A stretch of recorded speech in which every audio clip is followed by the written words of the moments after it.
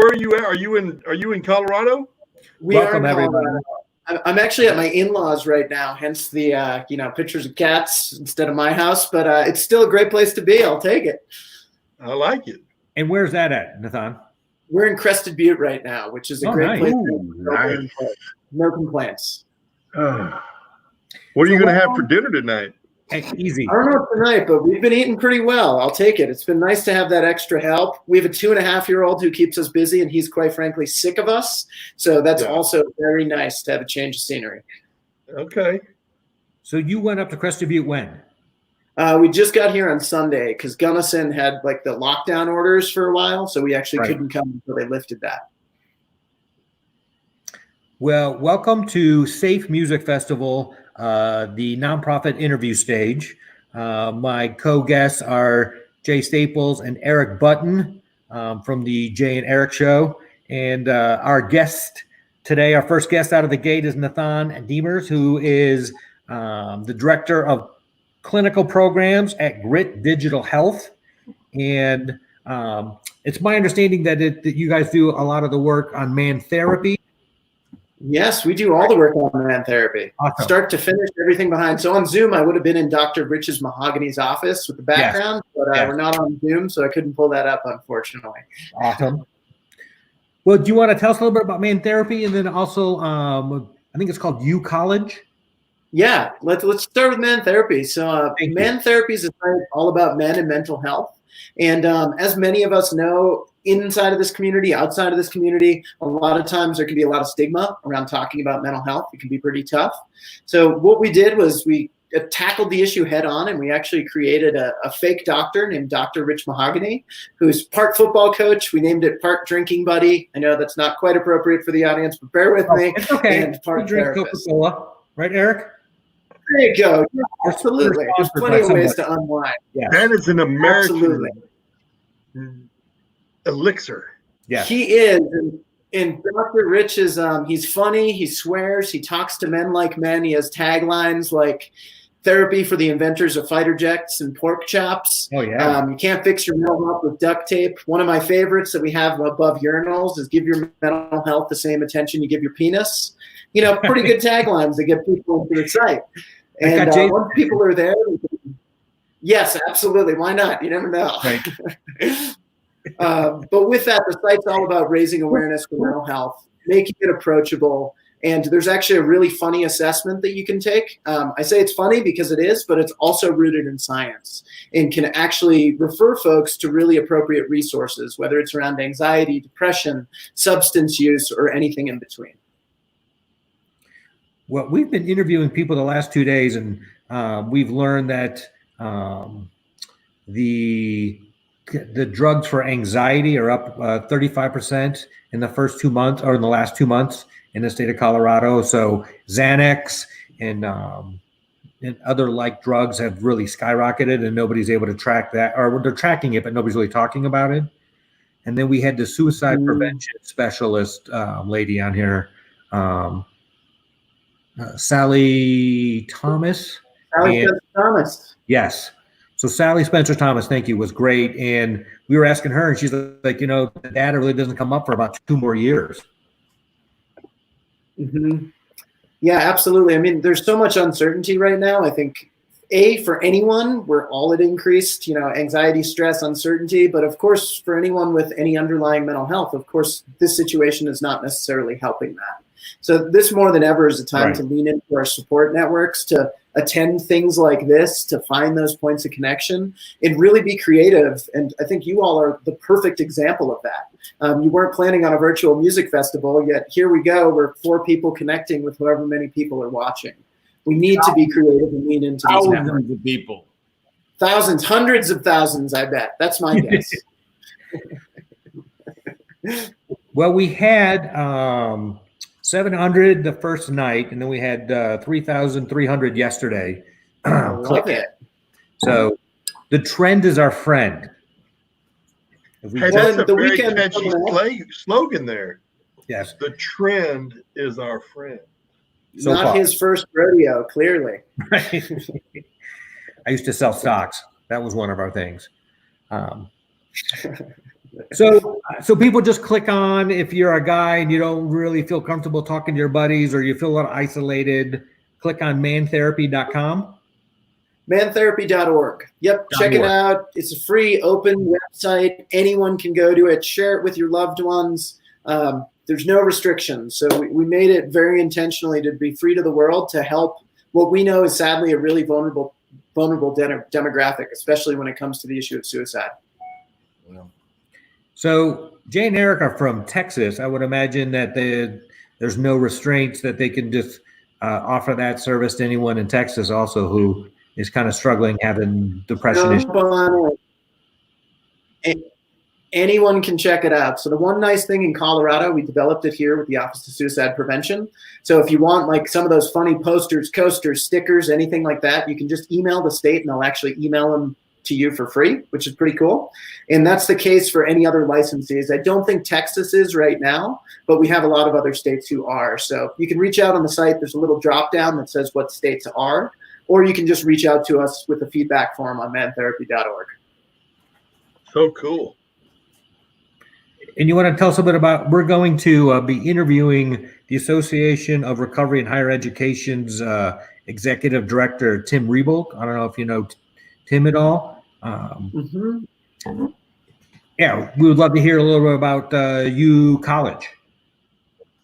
Yeah, happy to. So first off, well done getting some heavy hitters up here. Not included. You started us off, so we start off at the top. We'll see. Whatever. Got it. So you at College, real quick, the story is Man Therapy. Basically, we launched for Colorado, but it did better than anyone ever would have expected it. We got a New York Times feature piece. We had 20 states adopt us right off the bat.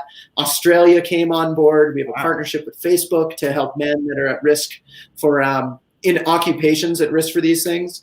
And Colorado State, after that success, actually approached us and said, we have a lot of mental health. We had a really unfortunate number of suicides on campus. Can we transcreate this Man Therapy thing for a college audience?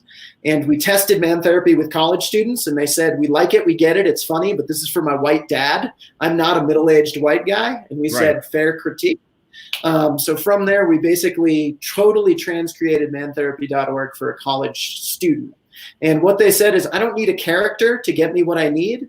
I really just want to be connected with resources. So this platform personalizes mental health and well-being resources for college students, whether I'm worried about my finances, or I'm feeling lonely, or I'm coping with any sort of mental health challenge. The app connects students to online evidence-based resources as well as campus resources, because a lot of times students just aren't connecting at the right time.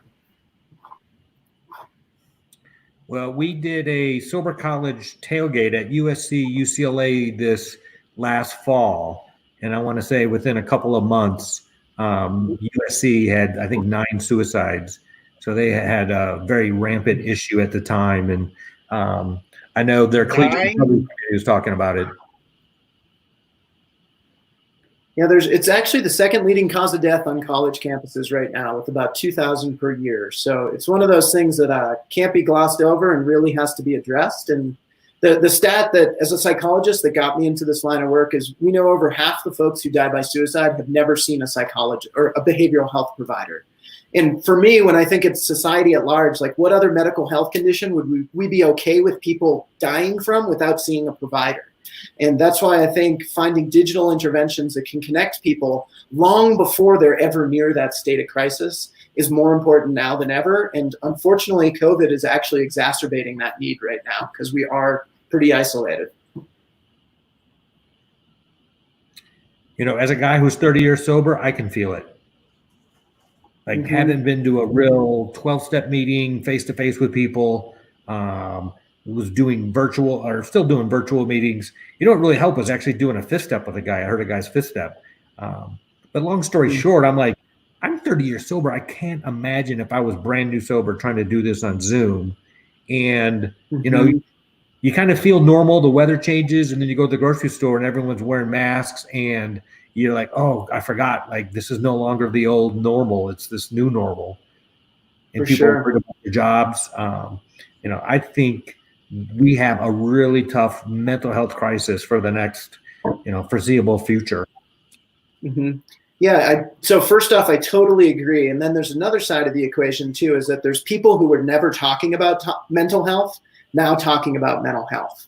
And I'm not trying to just put a silver lining to, a really tough situation, but if we can harness this conversation and get folks who weren't talking about mental health and move that forward, that can actually really bring, like, think about the conversation about diabetes, not a topic 30, 40 years ago. Everyone knows about it now. Can we push and do that with mental health and let this be our springboard to get it top of mind? It's going to take some strategy and thinking and a lot of forward thinking, but I think it can be done. Well, we're out there trying to create some type of social connection during this time frame. So if you are looking for some social connection, we are recommending you go to our virtual music festival, which is going on right now. It's going on for the next 7 hours. Get some free music, and it's going on for the next really 3 days. This is day 3. It's kind of that feeling like at the middle of the music festival, you're like, oh, it's going to end soon when you're halfway through it already. So I had that sad feeling this morning, like, oh, it's almost over. But you can tell my MCs live in the present. They're on the tail end of this thing. They are out of some juice. Man. Been a long week. Yeah, we've had a great week of. We had 7 SAMHSA reps on yesterday. We had the State's Attorney General office on yesterday. Yeah, so we had some really good folks. Heavy hitters. I got one more thing if I can throw out there. Another good free resource. Time for you. Yes. Cool. That's awesome. So in all of our work, one thing we found that loneliness is a huge challenge, especially for younger folks.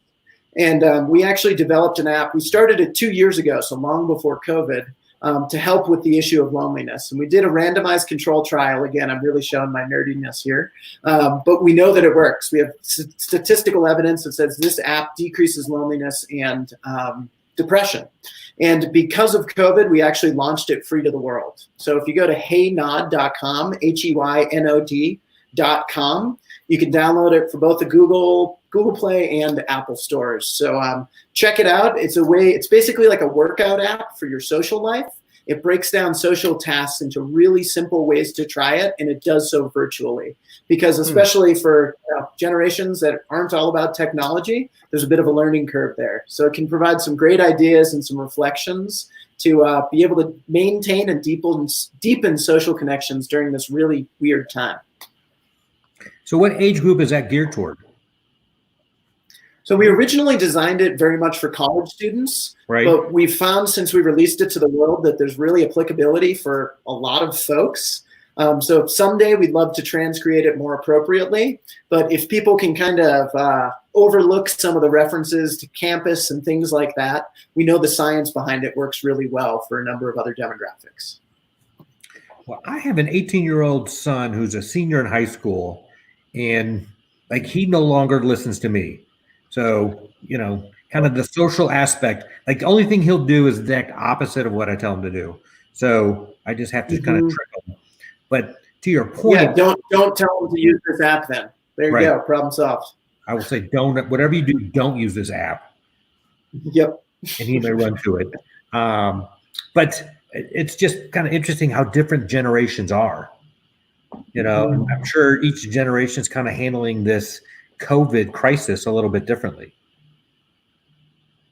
Just getting up and walking away. Who knows? That is true. God dang. Yeah. I didn't think it was that boring. Yeah. He did it this morning too, so don't worry about it. It's not you. Yeah, I won't take it personally. So is it all this under Grit Digital Health? Yeah, those are all Grit Digital Health platforms. Yeah, mantherapy.org, you at college. We have a platform for the corporate space as well. We have a handful of platforms, and that's what we do is we try and innovate at the intersection of behavioral health and technology to, again, be able to reach people. Because whether we like it or not, this is where people hang out. And it's the first place everyone goes. I mean, who hasn't WebMD'd everything before they call a doctor? The same thing happens with mental health. And if we don't meet users with really good information, there's a lot of trash out there, which is not great. Yeah. Amen. Thanks for all you do. Thank so, Jim, I have you. a question about your name. Ready. You want to know if it was Nathan or Nathan? Got it. It is Nathan. So the root of Nathan, N-A-T, Nath, is Indian for a similar concept to Om, like India, Indian. And my parents kind of made up the rest. So you can thank them for better or worse. But that's my name. And originally they had an accent mark over the A, but on typewriters you couldn't do that. So they ended up adding an extra A. Most people think it's a typo and delete it. So thank you, Duke, for getting that right. Much appreciated. All right. Hey. Nailed it. Miracle. Well, Nathan, I just want to say thank you so much. You have been a great supporter of us, and we are pretty far out there of a nonprofit trying to create something even in the real world was hard to do. Now trying to do it virtually is even harder to do. So we look forward to working with you and kind of supporting either the kids through the collegiate recovery stuff. Jay is our partner for our collegiate recovery sober college game day tour. So awesome. Coming this fall, it appears football will be back, and we will be throwing giant sober tailgates with big screen TVs, DJs, and really good food at the biggest game every week. Yep. It's awesome. We'll get creative. I think between our 120 campuses and all that you're doing, there's going to be some great ways to interact. So let's make sure we stay in touch and figure out some ways to make that happen. But thanks back at you. Thanks for all that you do. How do we do like kind of a giant do-it-yourself movement? So we kind of crush this idea that the stigma that sober sucks. Mm-hmm. Absolutely. I think that's really the biggest issue of relapse and people not wanting to either look into recovery or look at their own drinking. Mm-hmm. Well, and I'd say you're taking a big step at that right now with all that we're doing. Never mind all the other events. So one step at a time, I think we can change that perception. Amen. All right. Well, we're going to have some fun figuring this out over the summer. Yep, sounds good. Well, my connection's getting pretty poor, so I'm going to duck off. But right. Good work. We'll be tuning in tonight. Take care of yourselves. Awesome. Thanks, Doc. Appreciate you. See ya. Right.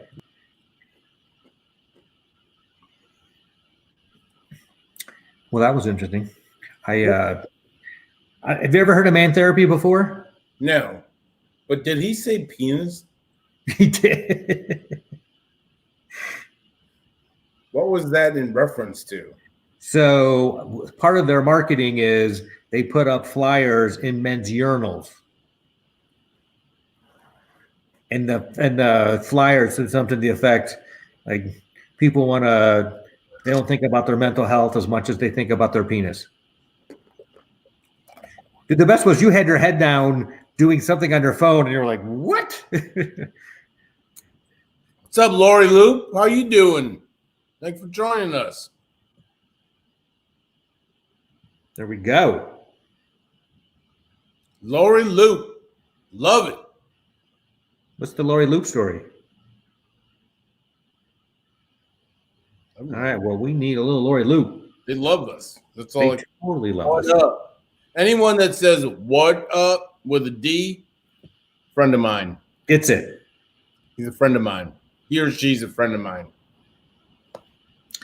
A little worried about our boy Button.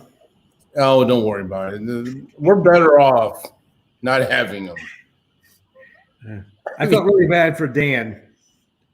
He kept popping in the screen a little bit, and you just see his forehead and up, like he had his camera up. Anyways, we'll try to get him on another day. It's a shame. I wanted to interview him. I had some hard-hitting questions.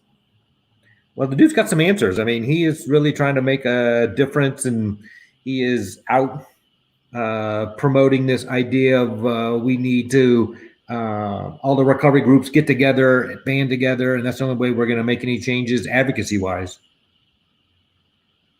I mean, he was fighting Purdue Pharma by himself for a while. Yeah. He was calling the DEA and the FBI and trying to figure out why nobody was doing anything about this rogue doctor in his area. So right now, if you were to go to safemusicfestival.com and click on the Twitch button, you would be at our virtual music festival. It's going on right now. Jenna, we're doing very well. Thank you for asking. How are you seeing these and I'm not? People love me. Yes, they do. Jenna, I love you that you're tuning in. Yes, thank you so much. We're giving you all kinds of shout outs right now. Yeah, because we don't have. I need some energy. Jenna, what do I do for energy? What's up? What do you got cooking this weekend? Like food? No, I can tell you're on a diet. Everything's food. Yeah. What do you have cooking? I kind of meant like, what are your plans? I don't know.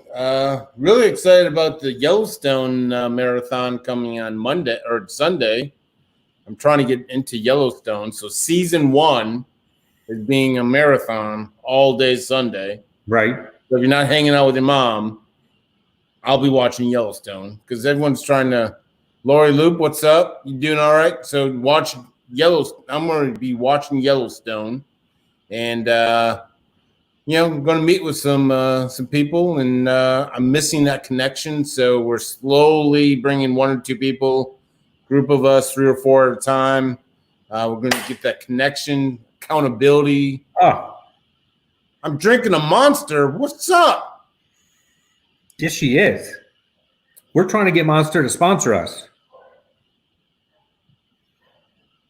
Well, on here, I don't know. Nothing much going on here. We're kind of dead. We need. What's a topic you want us to talk about? Give us a topic. I will whatever topic you want.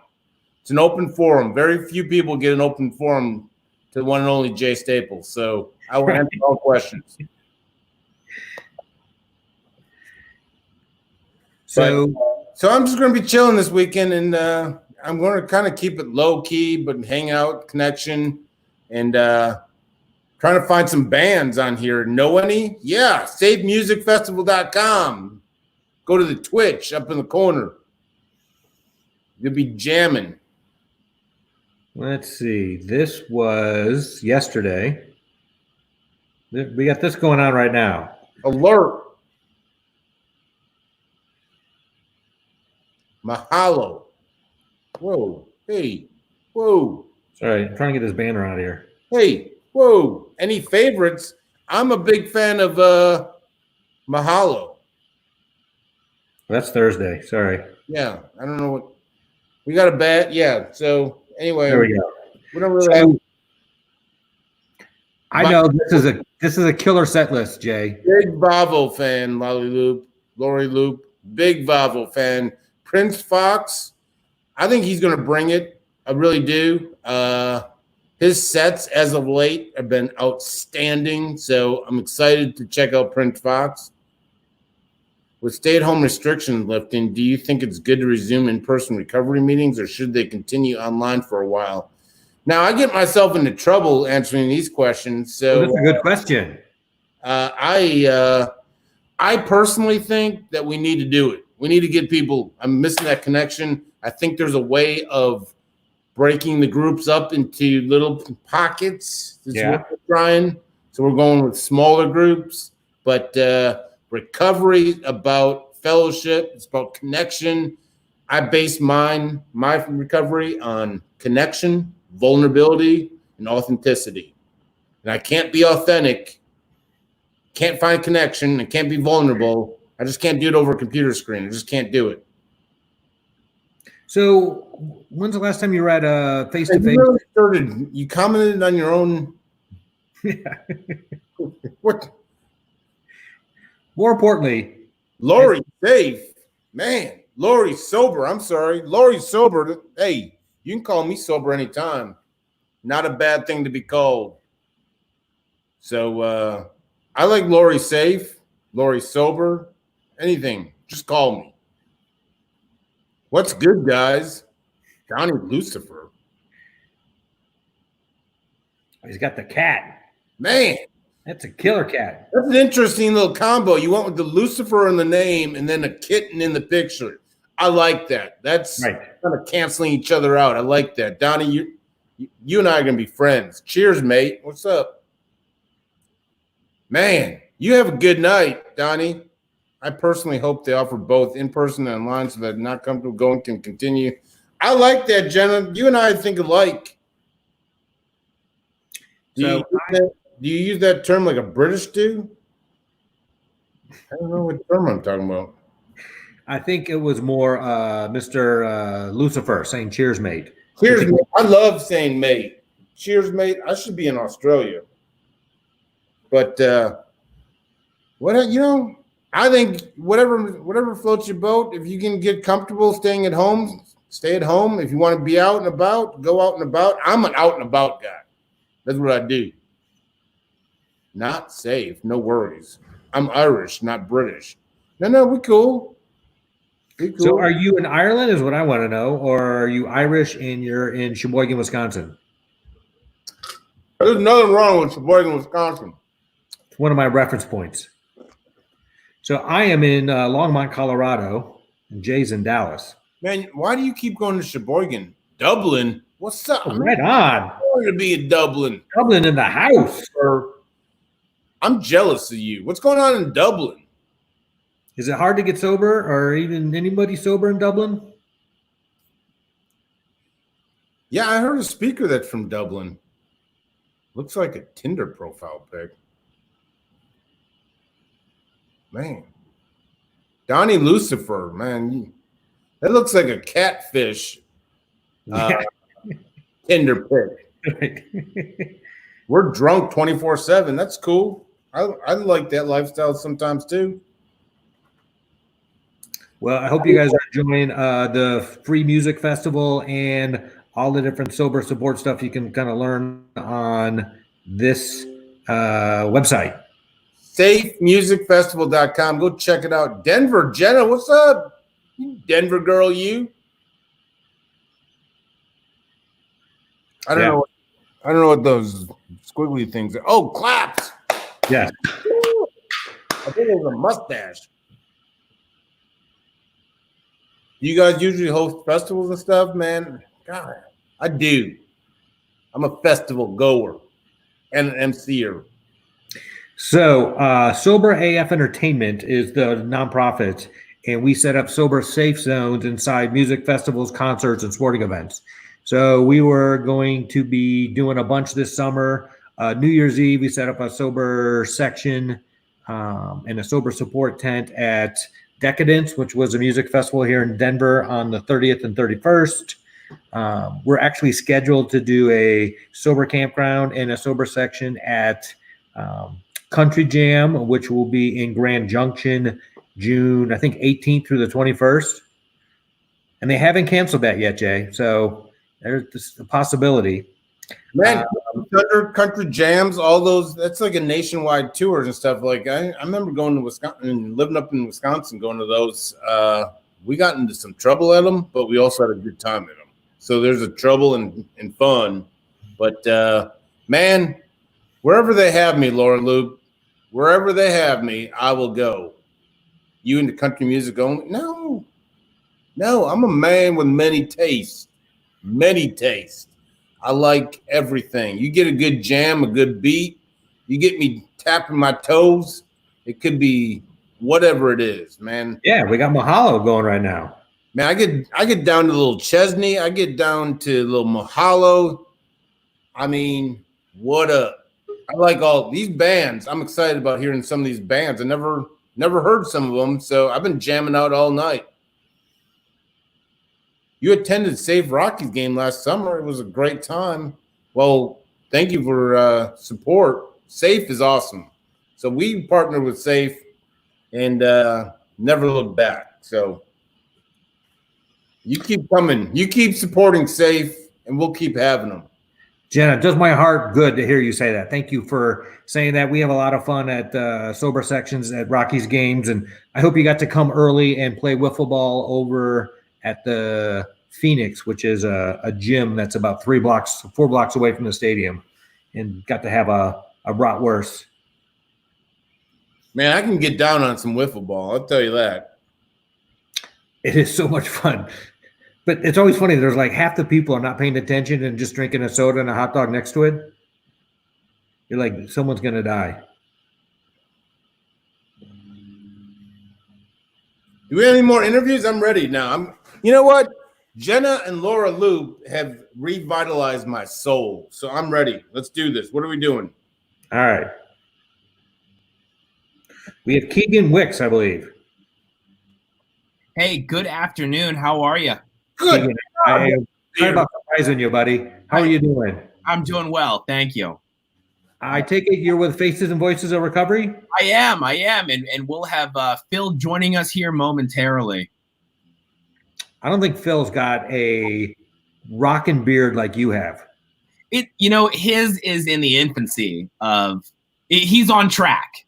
It's what does it take to get a beard like that? I'm jealous. Recovery. I mean, so obviously you've been sober like 35 years, right? Yeah, at least 100 years. Yeah. Rip Van Winkle, right? I got sober and it's 100 years later. I don't know what happened. How long you been growing that?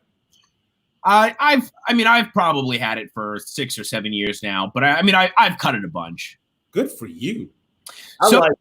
For those of you who are tuning in at home, for the next half hour, we'll be talking about my beard. Yes, we will. Are we really? Because I can do it. Right. Seriously, that's got some ZZ Top references to it. The voices, man. This is a good little gig. So thanks for joining us. Whoa.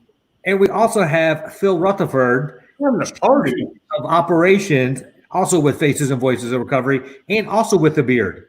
Man, beard must be required. It is. It's a requirement for the gig. And you have a great beard if Keegan wasn't on board, right? If you were just comparing me and if you were comparing Jay, but. Well, awesome. Thanks for all what you guys do. Tell us what's going on with Faces and Voices, man. I'm dying to hear.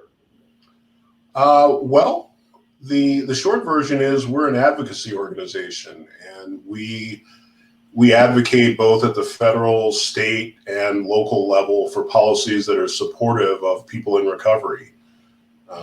We do that in a few different ways, and I think over the years that's probably changed forms a little bit. But to start with, we run policy at the Fed level, and we work with politicians on the Hill to try and get legislation passed that gets programs running in various communities. Now that sounds super boring, right? But the kind of what happens on the ground with that is that people that need help in communities, a lot of that funding starts at the federal level and kind of works its way down through state and local government to get there.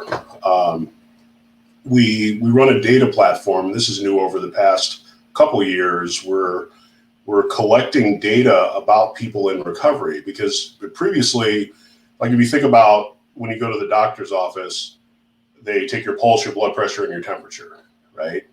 And they do that because those are objective measures of health. But when people get in recovery, they say, when they say, how's Jim doing? Well, good or bad, right? There's not really any language or any real objective measurements about how people are doing in recovery. So therefore, he's alive. Right, he's alive. He's alive. He's drawing breath. Like, it's not a good sign, but he's still alive. Yeah. Like, okay. Drawing breath.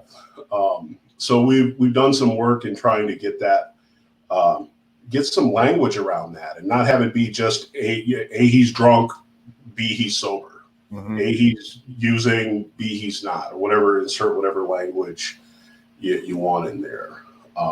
And we do training and a bunch of other stuff, but I think we have a group called ARCO, and I'll let Keegan talk a little bit about that. But if you remember nothing else about what it is that we do, our mission is to help lift up people in recovery. That's really where it's at. Keegan, you want to talk about ARCO? Yeah, and I think at a fundamental level, we try to unite the voices of recovery and elevate that. and through a variety of means. And so one of those is the Association of Recovery Community Organizations, or as we refer to it as ARCO, which is really a group designed to bring recovery community organizations together. So individuals who are providing peer-based recovery services or advocacy and education in their own communities, because we had found that the amount of information and best practice that was necessary to support these organizations didn't exist. And so, we wanted to provide a platform and an atmosphere where those organizations could get together through a variety of means to interact with one another and find out what's working best in their community. And we are grateful to have such an active and live association. We are we continue to engage in monthly calls and presentations with our members, and on an annual basis we try our best. So of course the pandemic has hit things slightly a little different this year than normal, but we a little bit, right? Yeah, just a little bit, right? Yeah, we just can't meet anymore. We can't travel. Right. We can't leave the house. Right. It's a little change. I haven't seen the outside in 45 days. Right. Yeah. All of that. That's what that beard says, just by the way. Right. I started this in quarantine. Right. And so, so we have this platform where we can disperse information and these best practices, on what it looks like to run a recovery community organization. So, from a guy who's kind of new to the nonprofit world and RCOs, so they've been thrown around. Peer support has been a huge thing in Colorado for the last, let's say, 5 years, but it's really taken off the last 2 years, and we're now getting pushback to peer support. So I don't know if you guys knew about this, but there is some legislation in Colorado where if you're going to have peer support, you need to have 3, I want to say it's CAC 2 and above therapists to be part of that practice. And I think it's for insurance billing. So it's really bizarre, kind of the pushback that we're seeing here in Colorado, because I think we've been, if not on the forefront, at least pretty active in the peer support space. Yeah, and I think if you think about it at its core, that sort of fights against the concept of peer. I mean, the nature of peer is this sort of equal footing, right? And I understand that it takes money to pay for services, and I get the insurance billing part of it. I mean, a big part of my job at Faces and Voices is kind of chasing the dollars, but the nature of peer support should be one person with lived experience in recovery helping another. When you introduce the component of clinical services into that, it's not that there's anything wrong with clinical services. Clinical services are just fine. They're just not peer. It's just they're 2 different disciplines, and to the extent that you kind of mix those together, you run the risk of diluting the power of both of them. Just a quick story. I like stories. Keegan will tell you that. I did peer work here in Minnesota for a number of years, and once in a while, I know this is going to come as a shock to you, but once in a while, people in the criminal justice system end up with substance use disorder problems. And I had a probation officer sent me a guy, and they're like, "We don't know what's going on with this guy. He says he's doing great, but we doubt that, right? We don't think he's doing well because he's not meeting the requirements that we need him to meet. But he says everything's fine, and he's telling us everything's fine, and I can relate to that as having some experience with the criminal justice system. And so he comes in and we're talking. And I'm like, all right, what's up? What's going on? And he tells me a completely different story. I think he told them everything was good. He was working, showing up where he's supposed to, had a car, had a job, everything. He comes up when he's talking to me, he's like, I lost my job. I sold my car. I'm living in a dope house. I mean, like, it's a completely different story, right? Right. And Obi-Wan Kenobi. You can get right. I'm not making fun of the guy's situation, but the thing is, as a peer, we didn't have that power differential. We didn't have that thing where he felt like I was going to judge him or say, you know, you're doing bad, or more, even worse, you're going to jail, right? I didn't have that. And we were able to talk about it. He was able to get some treatment and get help, right? And get better. And he ended up getting his life together, not because of me, but because he was able to talk, he was able to speak his truth and get on with the business of getting well. And so again, clinical services are very important. It's just that it's not the same discipline.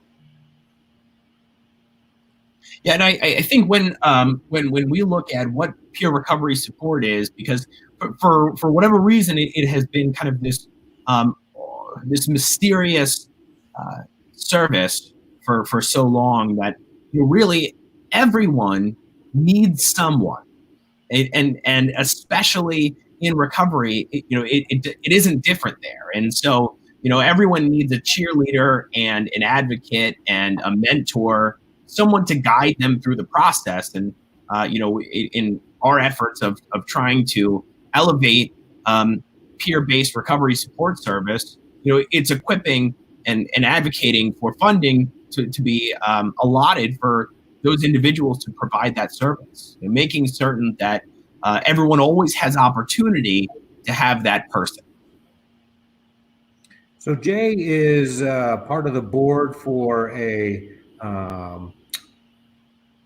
it's more kind of a clubhouse, AA clubhouse, and also some homeless stuff you guys work on. Is that right, Jay? Yeah, we Dallas 24-Hour Club is a low-income kind of treatment center. You don't have to have money. You don't have to have insurance to come in, and it's kind of run on donations and so forth like that. And so we, and that has spawned into different levels of extending recovery, past to wherever it is. So it's near and dear to my heart. I mean, I think all over the country, I travel all over the country and so forth like that. And I think the hottest topic when we talk about peer recovery support is the credentialing, the trainings, the certifications, the list goes on and on. Everyone seems to think that they have a different agenda on what makes everyone a peer recovery support specialist, and I get it, and I've gone through all the but really, in the simplest terms, what you guys are talking about is it's eliminating a lot of that and just one-on-one, and kind of just getting back to what the word says, peer recovery support, and just offering that support and so forth. If we take the dollars out of it, the support. So I'm curious to see where you guys stand on the trainings, the certifications, the list goes on and on. Well, I think it's a mixed bag, right? Because the horse has left the barn, yeah. Right? Insurance is involved. I think I looked at a thing the other day from the University of Michigan. It said there were 28, or was it 30 states that are reimbursing through various insurance exchanges for peer support. What that means is that if insurance is involved, there will have to be some kind of credentialing and certification, because they're not going to reimburse otherwise. I can tell you that I am a supporter and a proponent of people being paid to do peer work if that's what they choose. If people want to volunteer to do peer work, I don't object to that either. But I do support if someone wants to act as a paid peer person. I don't think that I don't interfere with that. I'm a supporter of it. So I don't know that we're going to be able to put the genie back in the bottle. There probably was a time some years ago where there could have been a good faith argument against it to keep the sort of what you're seeing now with the 50 different states, 50 different models for accreditation or certification being in place, but I don't know that we can go back to that. I think at least what we see from a national standpoint is that there are two large credentialing bodies in the country, NADAC and ICNRC. Please don't ask me what those acronyms mean, but those groups, they're offering a sort of a national credentialing thing. The question will be if states accept that and what that looks like. I think what that means from a business perspective for for individual organizations and for the person just looking to get peer help is that since it's going to stay, I think it's important on those of us that are working with these organizations to try and help prepare them as best they can to meet the challenges of insurance reimbursement and managing that system, because I don't know that that's going to change. Over the past 5 years or so, maybe over the past 10 years, there have been some forward-thinking state governments that have been supporting recovery community organizations and peer support. But as the model of fee-for-service shows up more and more in peer, we're already seeing states supporting peer support organizations. We're seeing that go away because they're like, hey, you got a fee-for-service just like clinical treatment. Go forth and sell your wares. So I know that's a nuanced answer. It'd be nice if I could just give you a yes, I like it, but it's a nuanced thing. And how many RCOs are there? A lot. 2,000? No. So depending on, and I'll give one answer, and then I'll shut up and let Keegan talk for a second. Within our association, there are 150-ish that are in the association. Bigger picture nationally, there could be as many as 300. Unofficially, probably more than that. Because what makes an RCO, at least from our perspective, when we talk about RCOs, we talk about people that do one or multiple parts of these three things. They offer peer-to-peer support, they do some sort of community education, or they do policy advocacy. And many do all of those three things. But there are organizations all over the country that do kind of sort of that in different ways. So that's why it's hard to give a good number. I'll shut up now. Go, Keegan. Well, we had YPR on yesterday. So we had Danielle, their CEO, and we also had Dr. Robert Valek, who runs the Colorado Consortium on Prescription Drug Abuse Prevention. And we had Heidi Williams, who's the opioid director for the opioid strategy for the Attorney General's office here in Colorado. I'm sorry, I'm just name dropping now, but I'm not trying to. Right, kind of. And we have Jay Staples, who's part of whatever your clubhouse was called again. Anyway, let's go to Keegan. The question was, let's mute Duke. That's why there's so many RCOs, and I guess they're all a little bit different to that aspect. Yeah. So as you've experienced and as you're talking about, peer support at a fundamental level comes in a variety of different shapes and sizes, and I think RCOs do as well. And what Faces and Voices has done is establish these set of guidelines on how we measure kind of best practice and procedure of what it looks like to run an efficient recovery community organization. And additionally, kind of separate from that, looking at what it looks like to run an effective peer recovery support program. Making certain that peers have the proper support and motivation through continued education and training and supervision. So when we talk about kind of funding streams, and I don't want to get too far into this, but no, I like this topic. Go ahead. But what we're seeing as kind of a growing trend is that more states are using ARCO membership as kind of a benchmark for how to measure whether an RCO meets criteria. And so it becomes kind of a stamp of approval in certain funders' perspectives, so that they have a means to measure quality and services delivered. And so I think that is certainly something we experience. I think that there are a lot of RCOs or organizations that are providing similar services that we may not have any knowledge of. That there exists in small pockets. This one, you guys didn't know about us, right? 2 months ago. Sober who? Right. Yeah. S.AF, which we've gone over what it means. Mm-hmm. Anyways, Phil and I were introduced 2 months ago, maybe. And one of the things we were talking about was a Minnesota Brewers baseball game. Minnesota Brewers, that's Milwaukee. I'm sorry, Milwaukee Brewers baseball game during the Democratic convention. And Jay was the guy I was trying to get tickets from. Right. So it all comes full circle. We would have gotten the hookup on this, but hey, 1 second, King. I want you to finish. Like, continue with your train of thought. Sorry, Well, I'm muted. If I could just echo a little bit further about the discussion about training and certification, I think that like any type of service, a certain amount of training is required to really be able to deliver effectively. And with any service, you may be able to find that you can kind of like skate by just like own experience. At the driving force, peer support is really at its root the lived experience that has been had from others.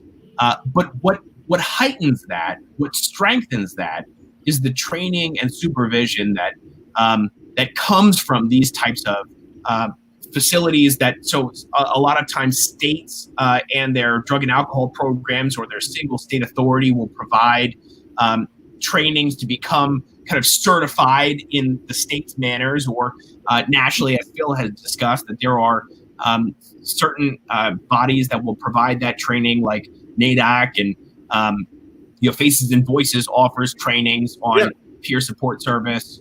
Absolutely. I'm not trying to rip a Band-Aid off, and I'm not trying to dig deeper or anything like this.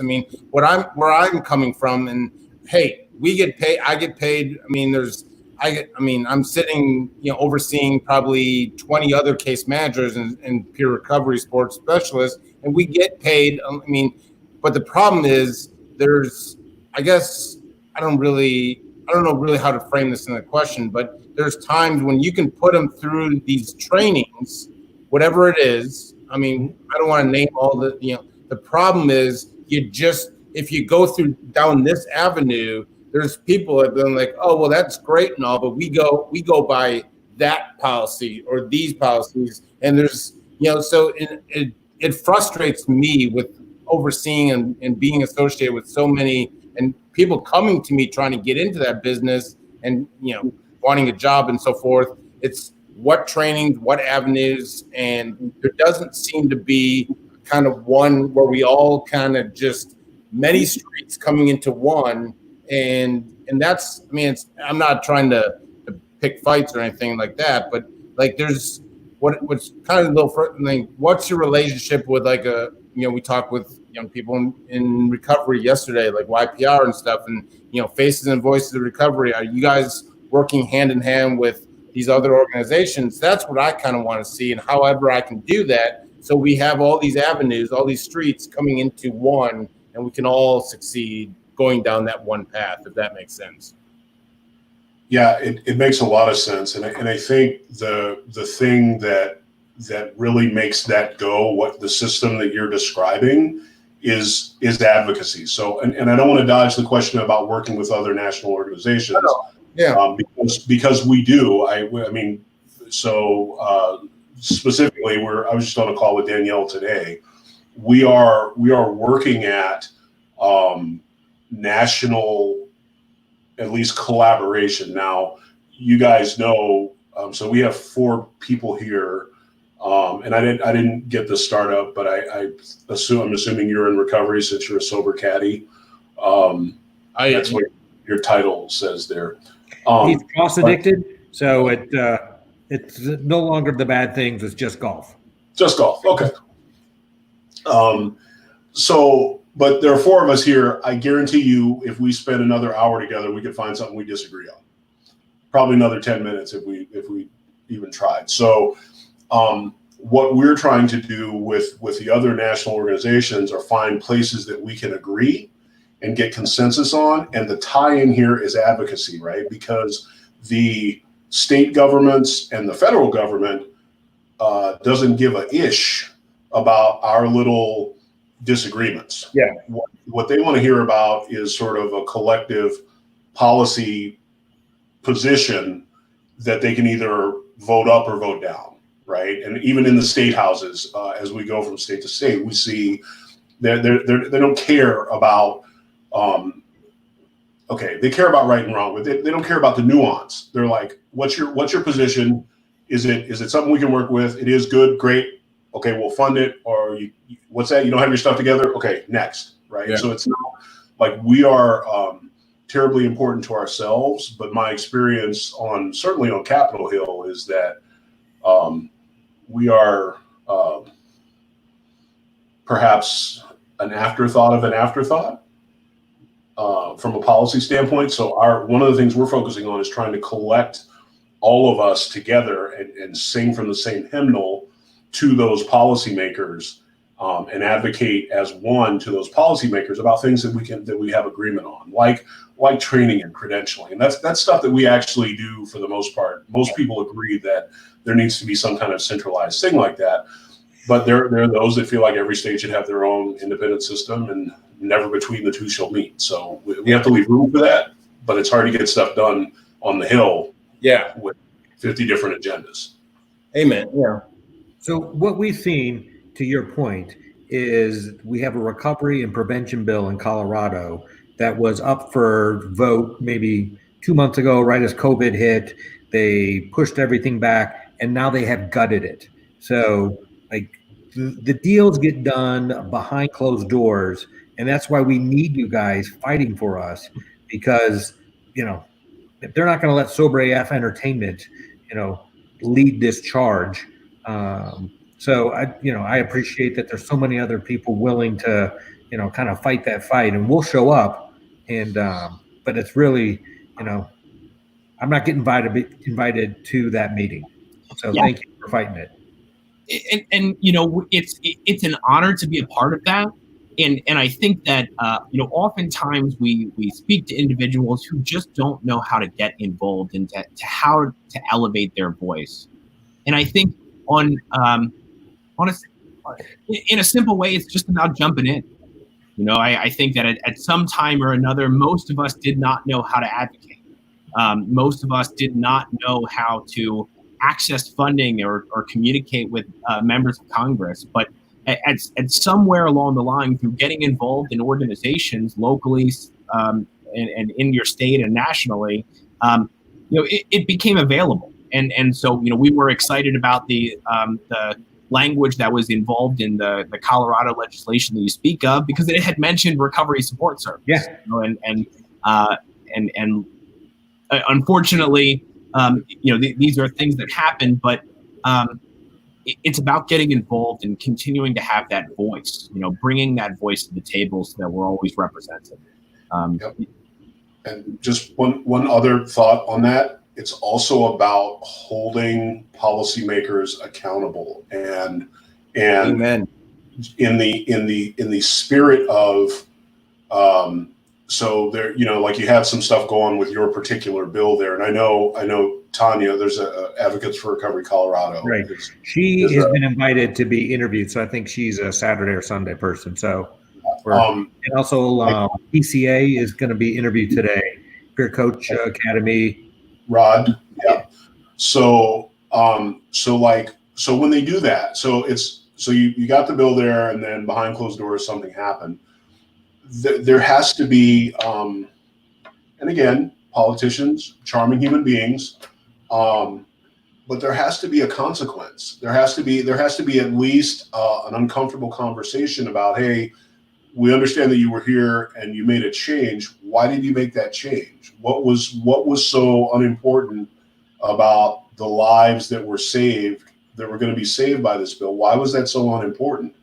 When I do talks with policymakers, I do the messaging training, right? My name's Phil Brother. I'm personal limited long-term recovery. What that means to me is blah, blah, blah, blah, blah. I'm a registered voter. I'm a taxpayer and a homeowner.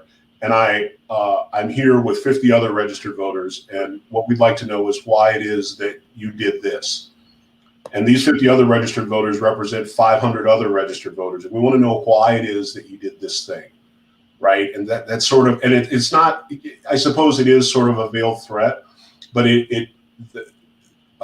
my experience is that they respect all things, but they really respect votes. Right. Right. So, and voting blocks and voting constituencies. So it's important to bring that messaging to them. So Jay still has those tickets to the Milwaukee Brewers. So if you need any Milwaukee Brewer hookup. So Jay and I are guys who are getting things done, and we're throwing a virtual music festival right now. And this coming fall, we're doing a national college game day sober tour, where every weekend we're throwing a giant tailgate at the biggest game. So we'd love for you guys to get involved in any way that you want. So we'll keep you updated on kind of the schedule. What we're going to do there. Sports have to come back first before all that. Then I'll get excited. But yeah, It's coming. Yeah. I got actually an email today that the Nuggets are training again starting Monday. That they're letting the players back go inside and practice. But you guys don't hear it enough. I mean, there's a lot that goes behind those closed doors, and I'm somewhat aware of it. And thank you guys for picking up the fight. I mean, there's a lot of things. One thing I do know about people, we get in recovery, and then our opinions want to be heard, and all kinds of different opinions want to be heard. You guys pick up that mantle. You guys are the voice and the face. I mean, I love your name, and I mean, I've followed you guys. I've been, in long-term recovery for 13 years. And so I've followed through the whole process. And so thanks for what you guys do. I mean, you guys don't get a lot of thanks a lot of the time. You get a lot of the opinions and questions, but do. Yeah, we do get an opinion now and again. Yeah. So it's awesome what you guys do. Keep doing it. And if there's a way that we can unify this voice, I'm all for that. I mean, it just makes everyone's lives easier. But again, we go back to the egos and the opinions. So, right. Well, I want to thank you guys for having us. I really appreciate the opportunity to just chat. I mean, it's one of my favorite things to talk about. I don't get a chance to talk about policy and wonk stuff all that often, so I'm kind of happy about that. I hope that I didn't bore your audience to tears. I know. I enjoy the. They've all logged off.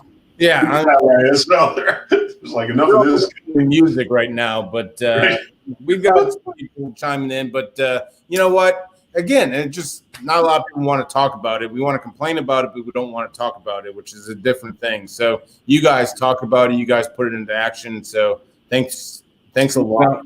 I just wanted to throw this up there. We did get one of the comments we got, and just the importance of ending the stigma and people feeling comfortable opening up in order to get help, so that people understand what you guys are doing. So thank you again for doing it. Yes. You're very welcome. Thank you so much. Fill a beard. Beards. Keep the beards going too. I love it. Yeah. All right, we saw that coming enough. I'm trying to get my fat finger off of it. There we go. Jeez. Thank you guys. Thanks, guys.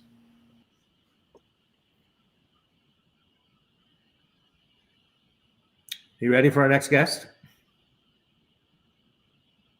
Are you Welcome, Tim. Duke, what's going on? Hey, Jay. How are you, bud? going on with you? Not too much. Not too much. Back to back interviews. Like, I don't know what Not Yeah. afraid.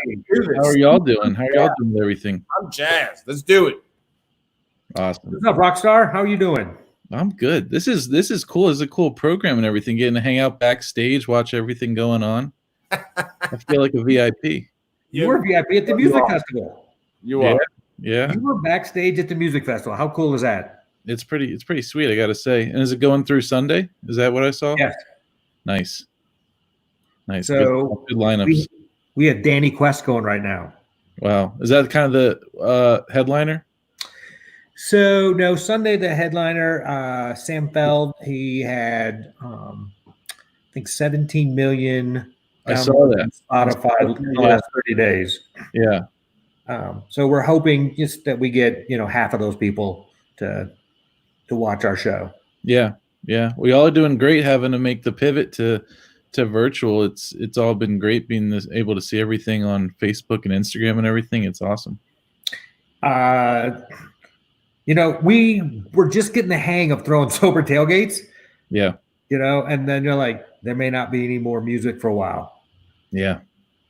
It's funny. We kind of came up with this idea of virtual music festival. And I said, okay, just because, you've got one person in your group saying, yeah, I think we could do this. and you're like, okay. And, 60 days later, you're like, we may have to do this again and kind of see what happens. Yeah, we all had a quick turnaround on it, so it was impressive putting it all together so quick. Good team. It was kind of like a 4-step, you promise it for 6 months and then you do it the night before. Yeah, I feel that. It was all me, so don't. I mean, I believe it. Yeah, I believe it. There's actually a lot of truth to that. I did call Jay, like, they put me in charge of this stage Saturday. I needed to figure it out by Wednesday. Yeah. And so everything, but before this, most of the stuff in person, it was sports based, or there was any entertainment. So we've done 62 events in the last 2 years. Mm-hmm. And I would say it's been 30% music and 70% sports. Yeah. We were really struggling to kind of get our groove in the music. Like we'd only get 10 or 12 people or 15 people to show up. Yeah. Where everyone loves such different music. Yeah. And kind of the pivot we did there is we realized there was a need at music festivals for a sober support tent. Yeah.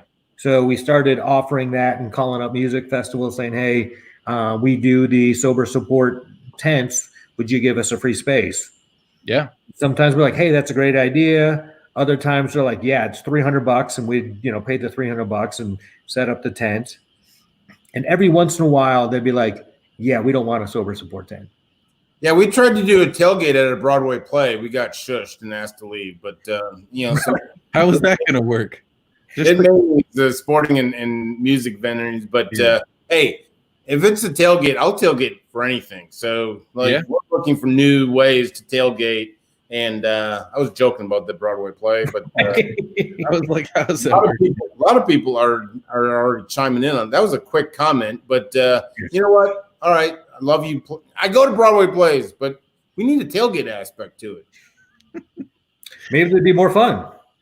Yeah, well, the college stuff is awesome. I was listening in on the convo y'all just wrapped up, and it's just nice to hear talking about sports again, seeing some of the stuff. Slowly, please. I know. I'm with you. Trust me. I gotta see it come back before I even talk about it. Everyone, they tease me long enough, but I sure hope there's going to be football because we're trying to do a big sober game day tour, and I would love to do it. And and I think it would bring a whole new importance to just getting people out and connected, and kind of coming off this year. I think people are going to be interested in eating a lot of hot dogs. Well, that's absolutely that's mainly me, but I'll join you. Yeah. I guess all the colleges are still trying to figure out classes for the fall, and I don't envy them trying to make those decisions. Yeah, exactly. I mean, that's a big deal. Just as a parent who has a kid graduating from college and another one going into college, like if my kid's got to take virtual classes, he's going to Phoenix. Right? It's a lot cheaper that way than it would be, to go to George Washington for $75,000 a year, which he would never get into. But there's, a few of the schools in DC, like GW and American, they're having lawsuits over that right now. The tuition refunds because of that. Yeah. And I was just talking to all of our interns earlier too. I mean, it's such a difficult learning pivot if you're used to learning in person and activities and working in groups, and now you just have to, read chapters in your book online and listen to Zoom lectures. It's tough. Yeah. Not good. So what's going on? Tell us what's going on. Tell us some good news. What's going on with you guys? Yeah, we're, so for ARHE, for anyone tuning in that doesn't know, we're essentially the Collegiate Recovery Association, and Collegiate Recovery refers to on-campus support services for students in recovery from addiction on college campuses throughout the country. Actually, kind of globally now. We have some schools in the UK and Canada working with some efforts in Africa, India, and South America too. So it's really kind of scaling up. But no, things are, they're as good as can be, all things considered. I think all the programs are, rapidly figuring out how to offer services and social opportunities for their students, mostly over Zoom, and group chats are taking off, and we're doing our part to try and connect staff a lot more. So we're doing different things for collegiate recovery staff every week. Staff chats, webinars, recovery meetings. We have 10 student interns, and they're like a little family now, and they've looped in all sorts of other students, and they're doing Netflix watch parties and hosting their own meetings. So, there's a lot of signs of hope that I'm seeing like within the field. And even just a few weeks ago, we had Collegiate Recovery Day on April 15th, and I saw hundreds of people wearing purple in support of collegiate recovery that day. So there's a lot of good stuff we're seeing in our space, but it's tough, as we were just talking about, with the higher ed landscape, not knowing what the college experience will kind of look like for a little bit. Maybe not even till 2021, as far as some schools getting back to in-person classes. Don't say that. Don't. I mean, that's. I know. So did you see the Netflix show, The Pharmacist? I think I've seen it like talked about and everything. I don't think I haven't really watched it. I mean, I watched like part of the first episode or something. Well, we had him on this show. Oh, wow. An hour ago. Oh my gosh. How was that? I might have seen that. Get the audio to work. So We didn't have him on the. he was on. His face was on the screen. You need to work on your honesty, dude. I came legit. I told him he was on, but we just couldn't hear him. My Anyway, second question is why are we even talking about it? I mean, you and Eric Button, you're just name droppers, and I'm just surrounded by name droppers, and it makes me uncomfortable. But anyway, I rudely interrupted you, dude. Go ahead. You got a job to do. I was in the middle of dropping like 4 more names I had lined Oh, up. I know. So I put an end to it, just so you know. But go ahead. So as a guy who was, had a lot of addiction issues early in my late teens and in early 20s, I can just say how important collegiate recovery is, because I got sober over like a summer break. And next thing I know, I'm going to a brand new school in a new town. Yeah. And there was one other person at that college who was sober. Yeah. And somebody to go to meetings with, point me in the right direction, introduce me around, made all the difference. I mean, I was like 51% sober, right? If I had a bad weekend, I was not going to be able to stay sober. The wind blew the wrong way. And just having a little support where I was like, it's that feeling of just being the only person. Yeah. Right. So that's really where S.AF.E came out of. Like, if you want to take the night off, we want you to know you're not the only one. Yeah. Right? That's kind of our motto. Yeah. So we have a great appreciation for collegiate recovery and what's happening around the country. Jay has spent a lot of time down at Texas Tech and was really impressed with what they got kind of going on there. It changed his life.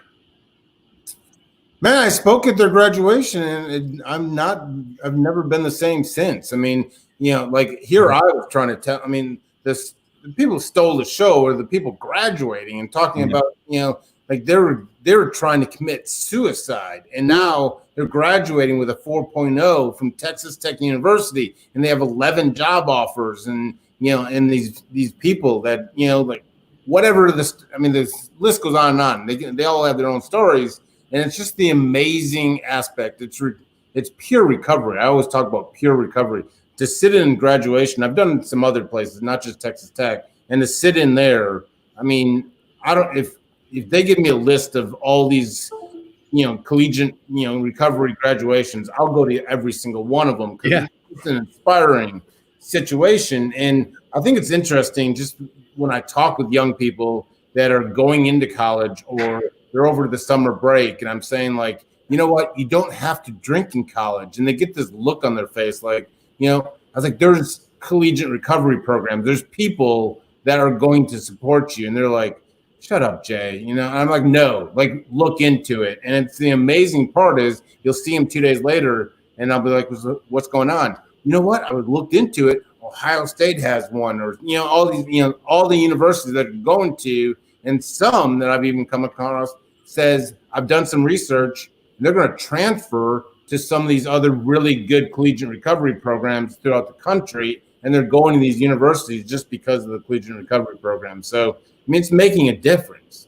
I mean, oh, absolutely. Yeah. And it was funny. Literally right before I joined this, I was in a Zoom graduation for University of Vermont. So same thing, it's nice now that we can get access to some of these different CRP graduations that we wouldn't normally be able to get to otherwise. But no, I'm with you. Whether it's like a recovery high school graduation, collegiate recovery program, even like a recovery court, drug court graduation, there's something about those, they just hit different. How is the sober high school movement going? Yeah, they're coming. I mean, they're dealing with a lot of the same struggles in terms of, pivoting to the virtual support. I think the aspect of community is in the physical community sense is even more kind of critical with their schools, just because for someone that young, that's in those schools to be able to go somewhere safe every day, and then generally, if they have meetings they go to in the evening or they have an alternative peer group, in the evenings or on the weekends, they're kind of like wrapped around solid support 24/7, and now to have it all be over Zoom and kind of be doing it all from home is a difficult kind of pivot for them. But there was a time where there was quite a bit more of recovery high schools than collegiate recovery programs, and they're still growing. Their association gets a lot of inquiries, and their board is incredible, and they have folks from around the country that step up to help out different kind of advocates or stakeholders throughout the country. But I think maybe they have somewhere around 50 schools, 50 recovery high schools throughout the country. Yeah. I just moved back here to the East Coast from Minneapolis, and Pease Academy is there in Minneapolis, and I think currently they're the oldest recovery high school in the country, maybe like 30 years old, something like that. So they had, I went to their graduation last year. It's just incredible seeing. And you got Augsburg out in Minnesota too. I mean, yeah. Oh yeah, Minnesota's kind of big. Minnesota, I tell you what. So yeah, big recovery capital. Nothing like Texas. I mean, what Texas has, that's just wild. Between all the recovery high schools, alternative peer groups, collegiate recovery programs at most schools throughout the state, Texas is up there. We also love to drink here in Texas too. So. Oh, is that where you're based? Right. I'm in Dallas, so yeah. Okay. SMU needs. I mean, call down to SMU. They need some help. I'll see what I can do. Yeah. I think they're one of the ones that have like come up in emails and everything. It just, some schools for whatever reason are a little bit more hesitant than others to really kind of like lean into it and develop the programs out. There's a lot of great people. I mean, I make a joke, but there's some great people that we know and that I know personally. I live right across the street from SMU, and I deal a lot with them and so forth. It's I can just tell you, the heart of the issue is it's right at Highland Park in the hoity-toity of Dallas, and that's where everyone sends their kids and so forth. And they believe that if you put that out there, that there's a recovery community and recovery collegiate program, be like, oh my God, I'm not sending my kid there because But meanwhile, if you look at the Highland Park, Texas police scanner every single night, there's not a single. I mean, these SMU kids are running rapid, and the addiction's not going away. So I think there's more and more talk, and I know that there's been a lot more talk on the executive level at SMU. So there's a lot of, but there's a lot of, the private schools. Yeah, the private schools are, for whatever reason, seem to have more of a barrier. Most of the programs are at the large state schools for sure. God bless you, Tim. I know, just like working with any university is so hard. So, we just try to throw sober tailgates, and we have been turned away from some universities. They want to know you for 2 years before they, let you back in. Yeah. Speaking of letting back in, this is my third MC. This is Eric Button. I don't know if you know Eric. Yeah. Orange, you grateful. Yeah. Yes. You got to take him off mute, dude. I'm kind of joined muting him, but next he's muted himself. Hey, good to see you, Tim. There you go. All right. We hadn't dealt with each other since the old Cougars. Oh, at Houston? Yeah, it seems like a decade ago at this point, doesn't it? Thank you for joining us, Eric. I mean, you had a commitment to show up, but thank you for. Well, I had a couple of families I got the No, opportunity you're to always, talk to. you always have an excuse. Don't worry about it. Eric's got 3 people in Tim, treatment. where are you at? Well, now I was just mentioned. So I was in Minnesota the past couple years, and I just I moved home to Wilmington, Delaware. So right outside Philadelphia. But yeah, the plan is to get back to Washington D.C., where I spent most of the I was there for 7 years through school and everything. Wow. Well, thanks for what are you going to do in DC? Still the same job.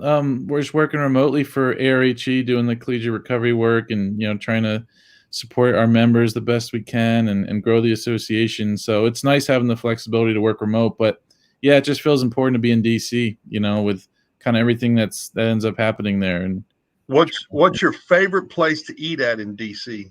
Okay, all right. I've been thinking about this. I'm so glad you asked. So there's everything centered around food with you. Well, no, it's great. I mean, this is the question I was hoping to get asked in this interview. But so my next question. You all might have gone there too at some point if you're there. But so it's a Chinese restaurant. It's called Peking Gourmet Inn. It's like 30 minutes outside of DC. It's like duck. Everyone gets duck there. They come bring it tableside and carve it, and oh my gosh, it's incredible. A lot of the treatment folks have eaten there when there's like events in DC. Like ask like Rick from Origins, he's been there. So it's just fantastic. They do everything. You gotta eat the duck. I mean, what if you don't want duck? Oh, they got everything. They do everything incredible. So it's Chinese, man. Yeah. If it's like if I had to go with like a quick spot though, this it's like a Mediterranean Chipotle spot called Cava, Cava, and they're all over. Oh my gosh, yeah, I can't wait to get back there for the food. Yeah. Well, you're going to get back there. That's why I'm moving back. That's the real reason. Yeah. I'm not doing. We can't talk about food anymore. I mean, I'm going nuts. Why? Well, I want to tell Tim about what the 3 of us are up to. So yeah, I'd love to hear. We are throwing the College Game Day Sober Tour. Nice. We will be going to the biggest game every week, throwing a sober tailgate, big screen TV every week. We need your help. Okay, yeah. Let us know what we can do. That sounds great. Hopefully, I can join you on some of them. And the airline tickets. What about airline tickets? Cover them? Yeah. I don't know about that one. Here's the good news: is it's Wisconsin Notre Dame at Lambeau Field on Saturday, and then Green Bay plays Monday night against Atlanta. Like, I'm going to be staying in Wisconsin for a little bit. I'll just say that. Okay, that's nice. Come on up to Green Bay. We're throwing a party like that's never been had in Green Bay. What's the date for that one? October 3rd. October 3rd, Wisconsin. Okay. It's going down, baby. I mean, it's going to be Lambeau Field. Yeah. From the tundra. Rumbling, rumbling. Yep. We're actually in the middle. You got your fast guy right there. We're in the middle of a 5-day music festival right now. So and everybody's sober. Yes. I don't know about everybody, but hopefully Jordan comment that he's from Dublin and he was drunk already, just commenting. So who? So yesterday we had 3,300 people view the music festival. So that was a big uptick from the day before. So hopefully we got a big number today. But Jay and I did get a lot of comments earlier, and one of them was a guy from Dublin who might have been overserved a little bit.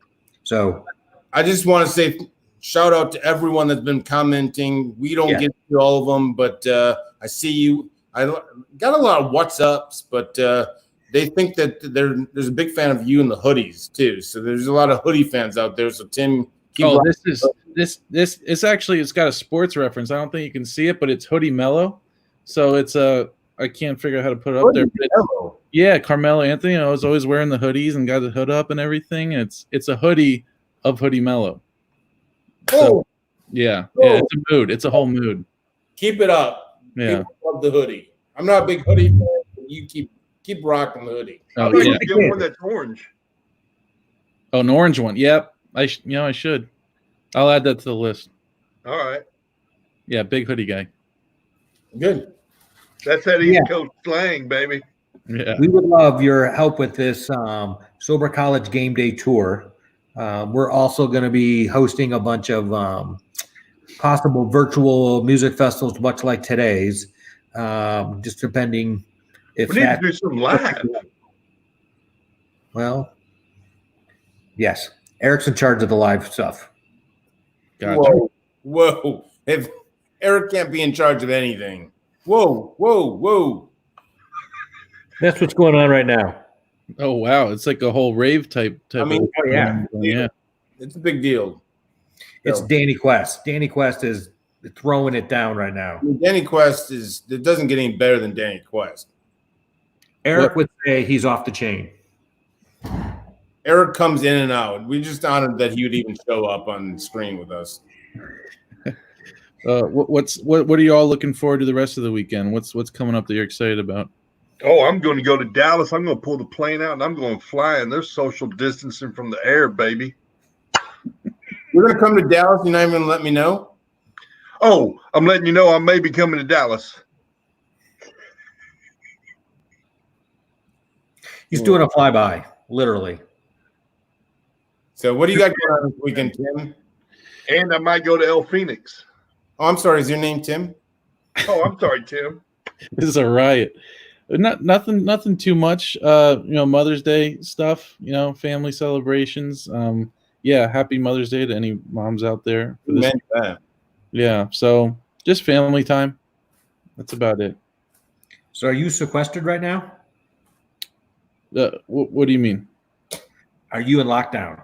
Oh yeah, No. yeah. They're slowly opening stuff back up here in Delaware, but not too quick. But yeah, we have our digital conference coming up in 7 weeks, so it's mostly just kind of working on that every day and taking breaks where we can. But it's good to see what y'all are doing with this. Gives us some ideas. I mean, we're mostly just over Zoom versus the whole production piece. But yeah, everything's obviously virtual now, so we'll figure it out.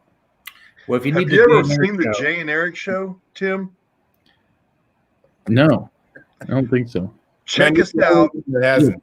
Is it a podcast? every Monday through Friday. The Jay and Eric show. Give us a like, because once we get to 1,000 likes, we're gonna help support S.AF.E with $1,000.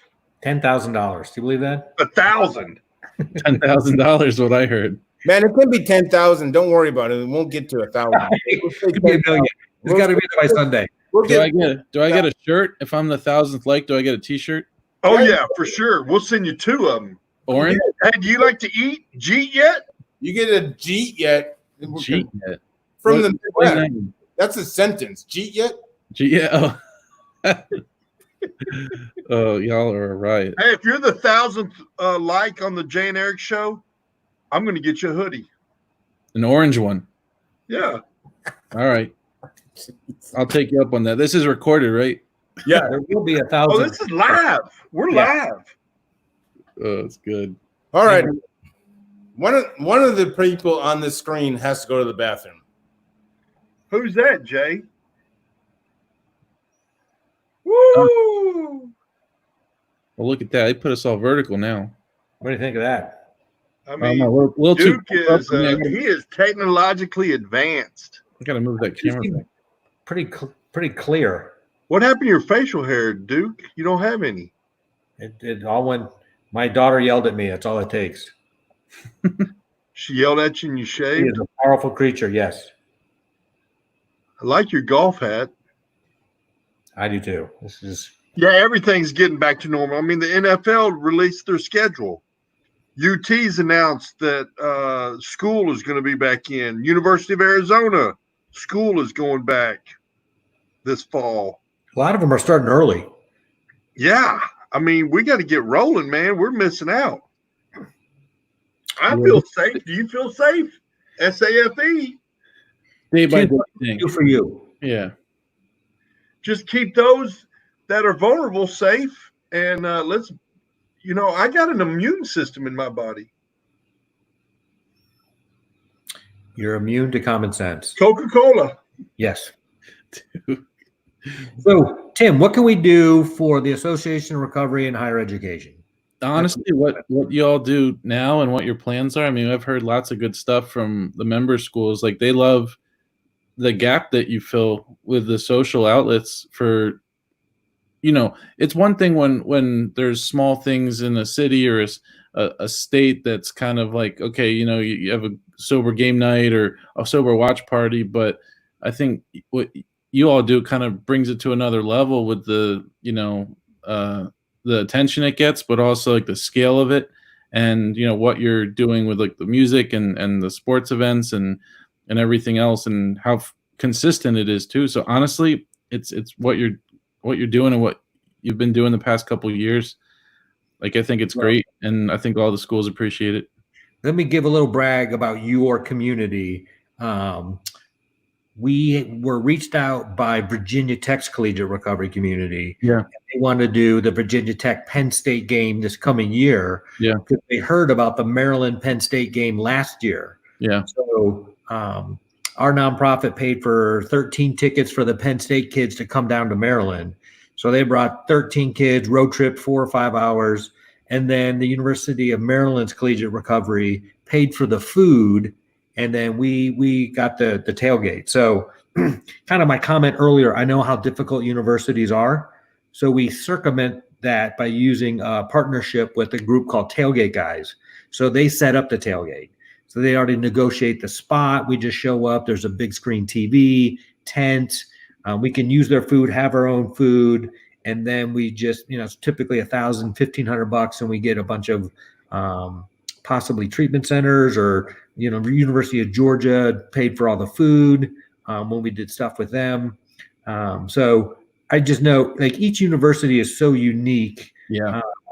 And some, like the University of Georgia is very harm reduction based. So they just want to feed everyone, and kind of is the goal. Where like the University of Maryland was more community based, and they really wanted to keep their kids who were part of that program sober during the game. So each one's kind of got a different, unique idea. But I just want to say, like, the kids have been awesome. Yeah. Yeah, they really are. They're the core of it. Yeah. Right. They get really excited about this. Yeah. They're really at the heart of, the whole field. Them, and then the staff that are, a lot of the staff too are, generally students in recovery that went through programs, and then now they're running, programs of themselves. So it's a great community. So DU has been awesome to us. Our last event was the DU hockey game versus Colorado College. I want to say that was the 10th of March. And CU's been really great to work with. We've done a bunch of football games with them. They've been terrific. We've done one with CSU on their campus, and that was a little bit of work. But, I think they're rebranding and regrowing their collegiate recovery group. Yeah. So where are you based in Colorado, Duke? Are you right? I am in Longmont, Colorado, which is about 10 miles outside of Boulder. Okay. Yeah, we just had the Colorado folks lead one of our staff chats yesterday. Waltrina, you and Rob from CU. So yeah, they're great hearing about what they're doing. Yeah. So where are you based in Colorado, Duke? Yeah, they totally get it. Colorado, which is about 10 miles outside of Boulder. Let's see if that is Eric. We'll find out. We had the Colorado folks lead one of our staff chats yesterday. Waltrina, you. I don't know where it's coming from. You. So yeah, they're hearing. Oh, it was you. Anyways, I think on that note, we'll let you go. Tim, thank you so much. Yeah, appreciate it. Thank you for everything y'all are doing. Good luck the rest of the weekend. Can't wait to tune in. All right, well, check it out. SAFEmusicfestival.com, and then just click on the Twitch button, and you'll have all of that 10 hours a day of different music. And then you can click on this channel, and this is the nonprofit channel, and we can put all the interviews. Perfect. Good luck. Appreciate y'all. You got it.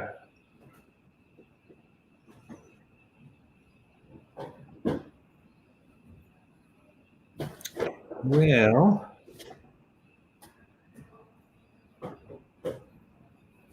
one minute.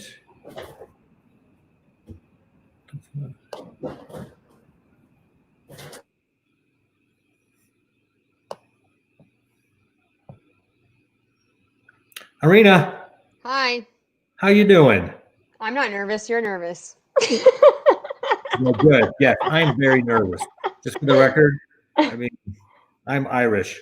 You don't get Roberto. What's good? How you doing? Ah, pretty good, man. How you doing? I am terrific. Good. Well, what is new in your world?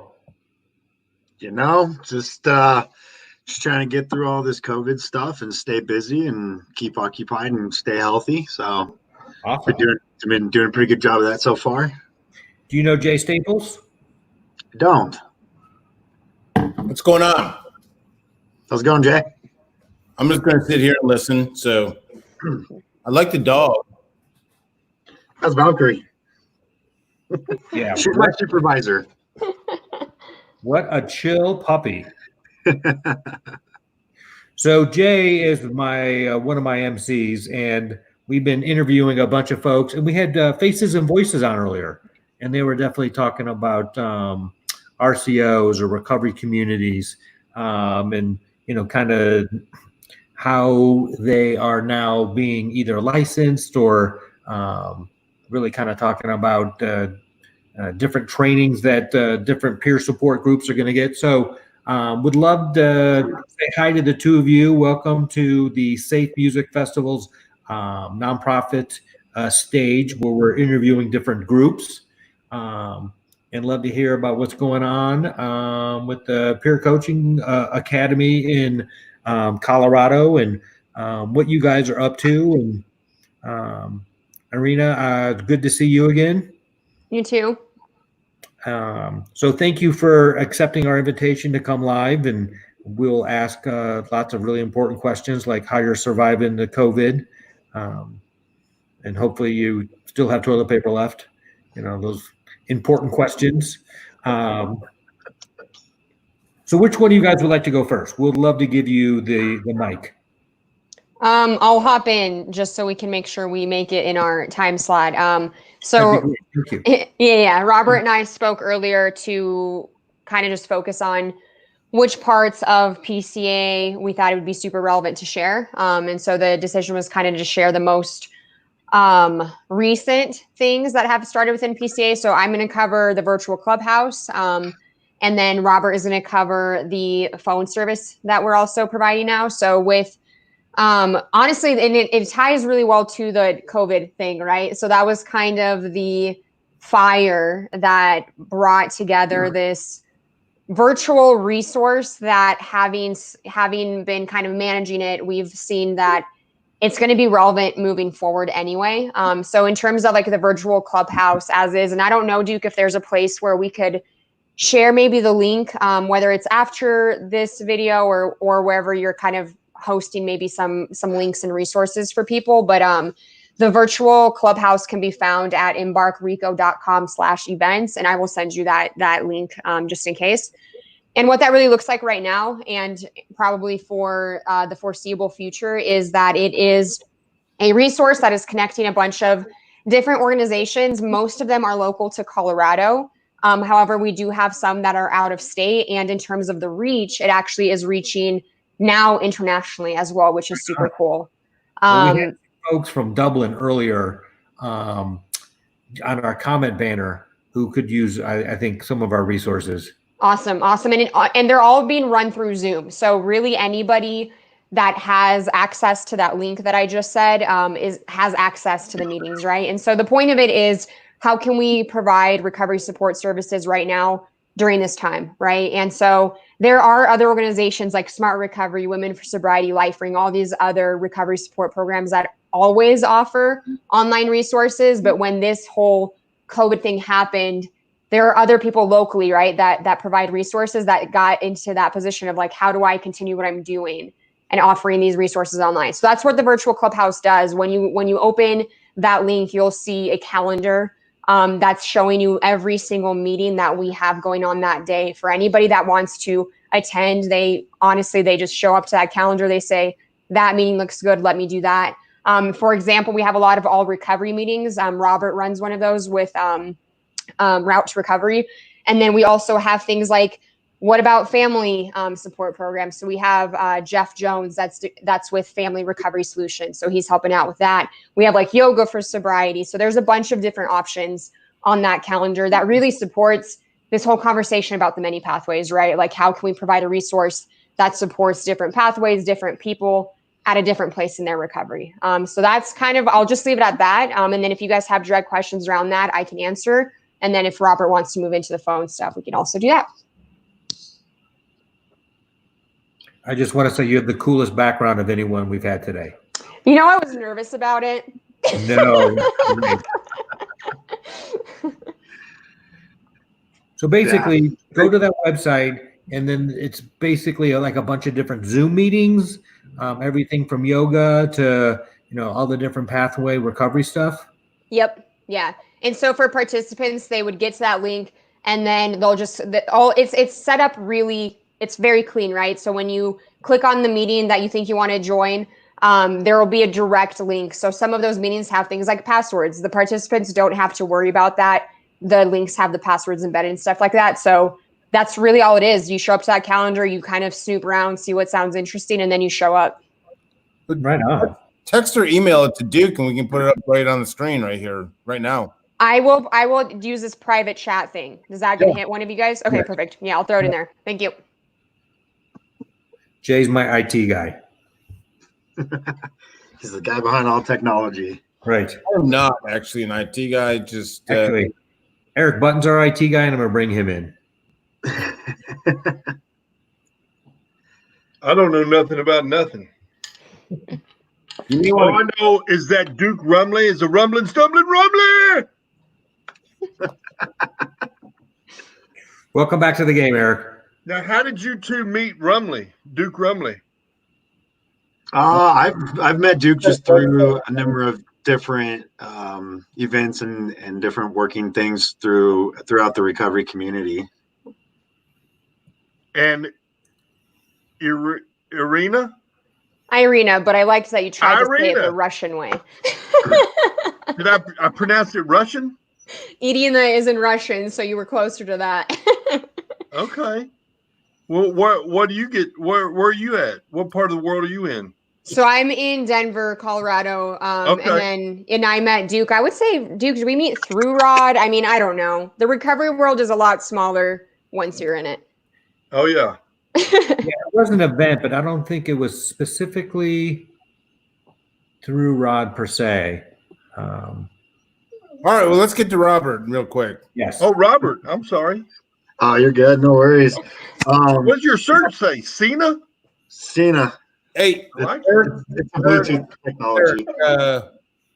So yeah, just to kind of spin off of what Irina was saying too. So with Peer Coach Academy Colorado and Embark Rico.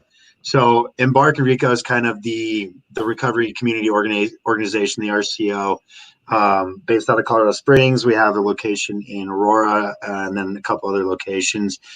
And so ideally, we have that virtual clubhouse where people can go, but then we take it a step farther and really implementing all these peer services and the ability to connect people, especially with COVID. We kind of launched this VIP program, a voluntary intern program, and where people can sign up to, part of it. So we have TRS or ZRS, which is Zoom Recovery Service. Sorry, my dog's. Was that Olga on that picture? Sorry, Robert. Oh, you're good. What's your dog's name? Valkyrie. Valkyrie. I love that name, Valkyrie. Wearing a toga. Zoom recovery support. It's a phone thing where people looking for additional support in their recovery can sign up to receive a phone call once a week. And our volunteer intern program kind of ties into all of that, where people can sign up to make those calls. They can go through our program, and that program, gets people connected to the community, gets people connected to other resources, and just basically creates more opportunities, especially in time of this. And really with all of everything being virtual and as it is right now, and using, how all of the meetings on virtual clubhouse are all done with Zoom. Same thing with this. We're using the Zoom app as the phone kind of platform to do that and to connect people.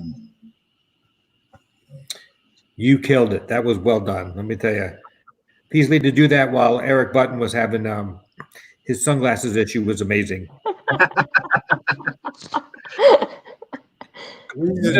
He's a little kid at heart, so you can't take him anywhere. So, Duke, what did I just tell you? You can't take him anywhere. That's a code to keep him. I mean, you guys are helping people. That's what it's all about. Safely. Believe it or not, he is actually 54 years old. I'm 52. Those sunglasses are something to really be kind of jealous of, though. I'm not gonna lie, those are pretty epic. I love it. So I just love life, you know. So Seize every moment.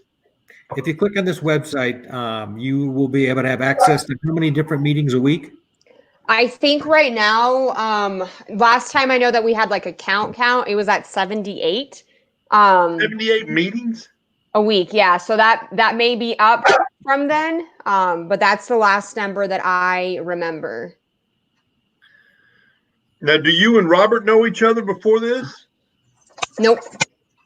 Oh, so we brought you all together. Well, before this, we work collectively on for the RCO stuff, the virtual clubhouse, and the telephone recovery support programs. So we're working a lot collectively on the development of that and getting all that connected and helping get the hosts connected with that too. The 78 meetings that Irina mentioned, I think that's spread over about, I want to say around 25 or so hosts that we currently have hosting all those different meetings. So, Robert, you host which ones? So I host an all recovery meeting on Wednesday mornings at 10 a.m. every single week. That's in conjunction with Route to Recovery Sober Living. And Irina, do you host any? No, I just manage the whole thing. All 75 of them. How do I pronounce your last name, Irina? Bogomolova. Bogomolova. I like that. My name's Eric. Wow. So you're like a computer brain. I wasn't. I am now. But you learned how to do this ever since COVID. Oh, so yeah. COVID gave you an opportunity to become a video and human connector. That's awesome. Self-taught and well-trained on the. That's so cool. Now, what's that hanging from your lamp back there, Robert? That's actually a trophy necklace thing that I got from doing a real-life Mario Kart go-kart race. Wait, what? A Mario go-kart race? What does that mean? Whoa, what is that? So it was the mushroom rally for Mario Kart. He brought it to a go-kart range and made it a real-life thing. Wait, congratulations! So you drove around a Mario Kart in real life? Yeah, full costume. Yeah, it was last summer. I was dressed up as Luigi. Robert, we just met, but I'm just going to give you a little tidbit. You open every conversation with that. Every conversation. I mean, that hooks people's attention. Like, tell me anything right now because my attention is now hooked. So tell me something. So we did this backwards, Jay. Where were you like 15 minutes ago? It's been a long day. So really long. Yeah, and also tell everybody that you have a dog named Valkyrie. I mean, that's. But definitely open with that Mario Kart story because Jay's got a cat named Bernie. Name dropper. You two. Anyway. So what? So I want to know more about this organization. If you can mute Eric, that'd be great because I'm trying to learn. Really, it's all about peer services and trying to really educate the community on all the different forms of peer services, and then creating like the telephone or right now currently the Zoom recovery support program, as well as the the virtual clubhouse, and we also offer trainings for peer recovery coaching. So we're able to provide those trainings if anyone is interested in becoming a peer recovery coach. Peer Coach Academy Colorado, which can be found at pcacolorado.com. And that's where you can sign up for all those different trainings.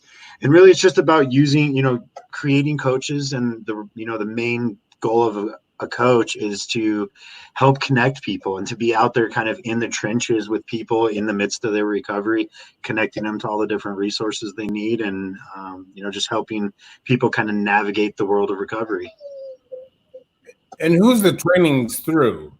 I mean, this is part of the issue I was talking with Face and Voice with recovery is, I can go to all these trainings, which I've done, and it's just kind of like you get done and then like you get so proud, and then all of a sudden someone's like, well, I went through a different, and I'm like, well, we're in the same spot, but I think we're trained the same way, but the certificate says different names. So who are you guys through?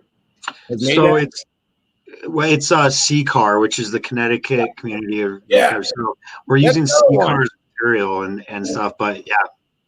I'm actually trained through that too. So awesome. Your brothers. Well, thank you guys so much. The great news is many pathways, and it's virtual and telephone support. And if you want to volunteer, you guys have options. If they want to become a trainer, there's options. If you want to become a coach, there's options. So we love what you guys are offering. Keep up the great work. Yeah. Thank you. You guys are making us on today. Keep it up. Keep it up. We need more people like you. Appreciate it. Thanks for having us on. We appreciate the time. Awesome. Yeah, thank you. Thanks, guys. See you later. Mario Kart. Yes. Vincent, how are you, buddy? Good. How are you? I am so appreciative of you being here. This is my good friend, Jay Staples. Hi. What's going on, Vincent? We need to start having a little break so I can take a breath. No breaks. I mean, is it just nonstop? This is nonstop. Vincent, how are you? I'm all right. How are you? How do I pronounce your last name? Atchity. Atchity. You're an executive director? Woo! Thank you. He might be president and CEO. I'm not quite sure if that's the correct Mental title. Health of Colorado. That's a big job. It feels like it sometimes. Yeah. If you had a bunch of dukes running around.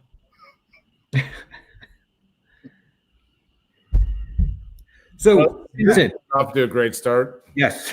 Thank you for spending a little time with us. We're in the process of day 3 of our virtual recovery support music festival. Yesterday, we had 3,300 people come through the festival. The day before that was like 740 on the Wednesday. So we're building some momentum. Our nonprofit's been around for 2 years, hosting sober support tailgates and events. At 60, we've done 62 in the last 2 years, and really trying to build kind of a recovery or a community of people who are looking for a secondary culture, let's say, at these music festivals, concerts, and sporting events. And now that we have COVID, we've kind of pivoted into this virtual world of creating a music festival for our community, and trying to promote different nonprofits that are helping people during this crisis with mental health and with recovery support. And I know that you're new in this position per se, and just kind of wanted to give you the opportunity to tell us a little bit about Mental Health Colorado and how we can help. Sure. Thank you so much. Yeah, I'm going to keep saying I'm new for at least another year or so. It's been since August of last year. It feels new. But Mental Health Colorado is not new. The organization's been around since 1953. We're the state's leading advocacy organization for promoting mental wellness and increasing access to care and trying to end shame and discrimination. And, one of our key focus areas is reducing potential harm from drugs and alcohol, and acknowledging that here we are, we live in this world where we've got a landscape that's got all kinds of hazardous drugs and alcohol all across the landscape, and somehow we need to make it through intact from one end to another, especially as we're raising kids and trying to get them to understand how to survive with all of the potential dangers out there. And there's a lot of hazard.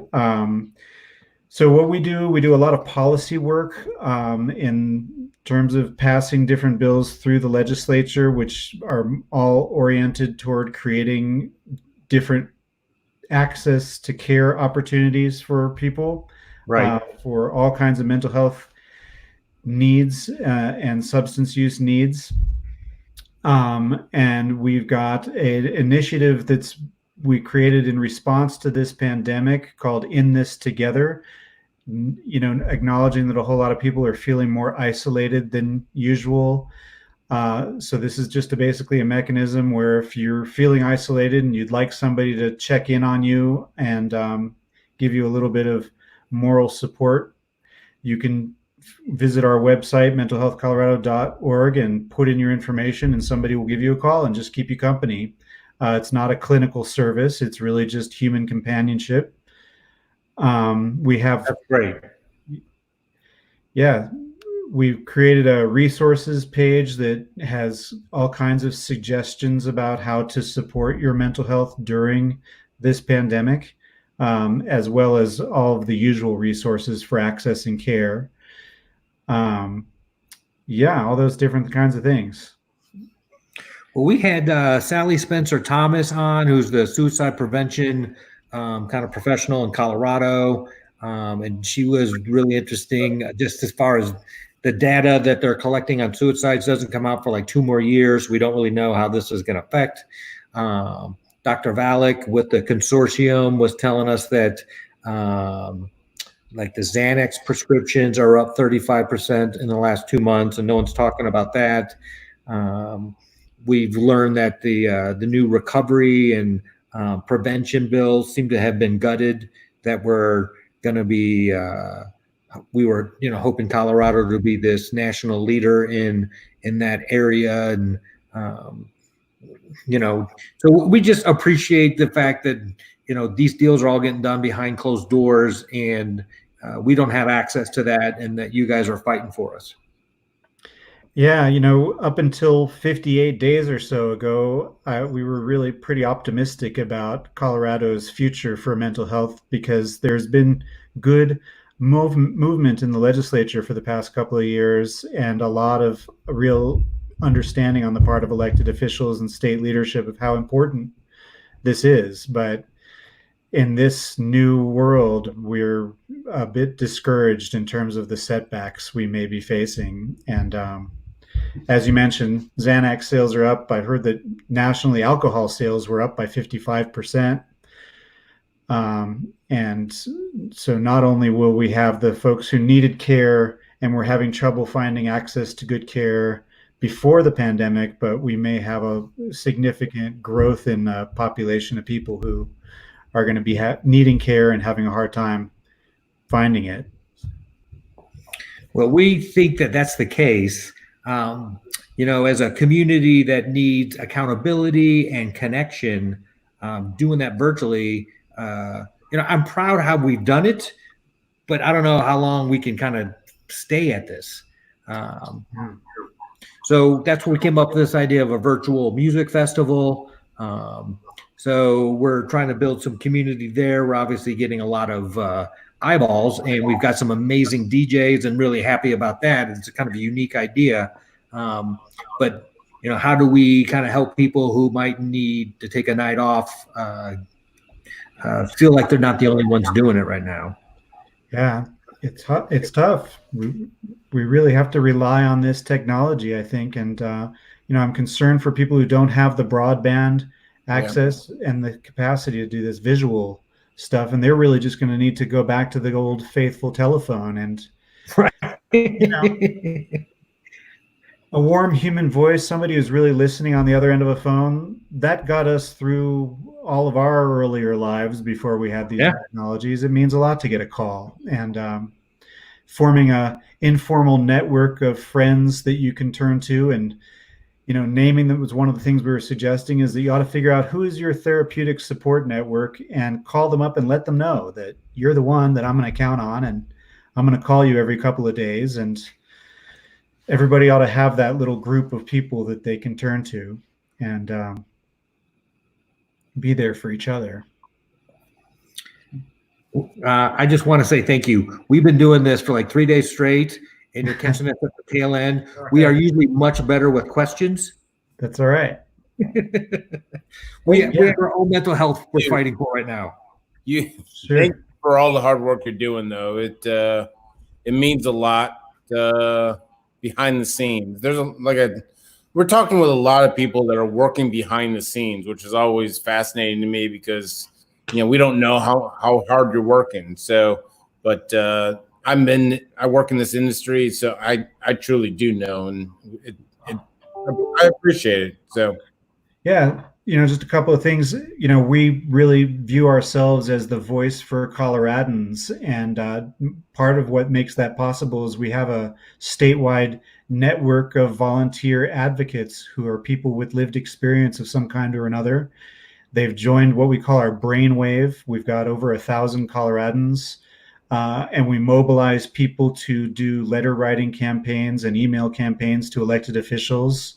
And we bring people in and train them to do testimony before the legislature for certain things. And so our ability to be influential really depends on your involvement and support for this. And if you haven't already, you should visit our website and join the brainwave. And the website also has free anonymous mental health screenings. If you're wondering where you are with certain kinds of things, you can take a series of questions and get a sense of where on the scale of need that I think is. I'm okay. Oh, I'm not doing so good. Like that's not right. a bad. That's right. I need to know that now. That's right. It gives you a little indicator as to whether you ought to seek some more professional support or not.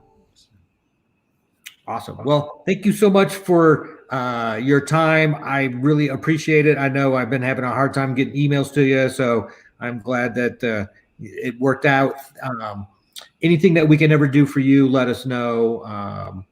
And we'll kind of keep you updated what we're pivoting into as far as kind of a recovery and mental health support movement. Great. Thank you. I think this is a great concept.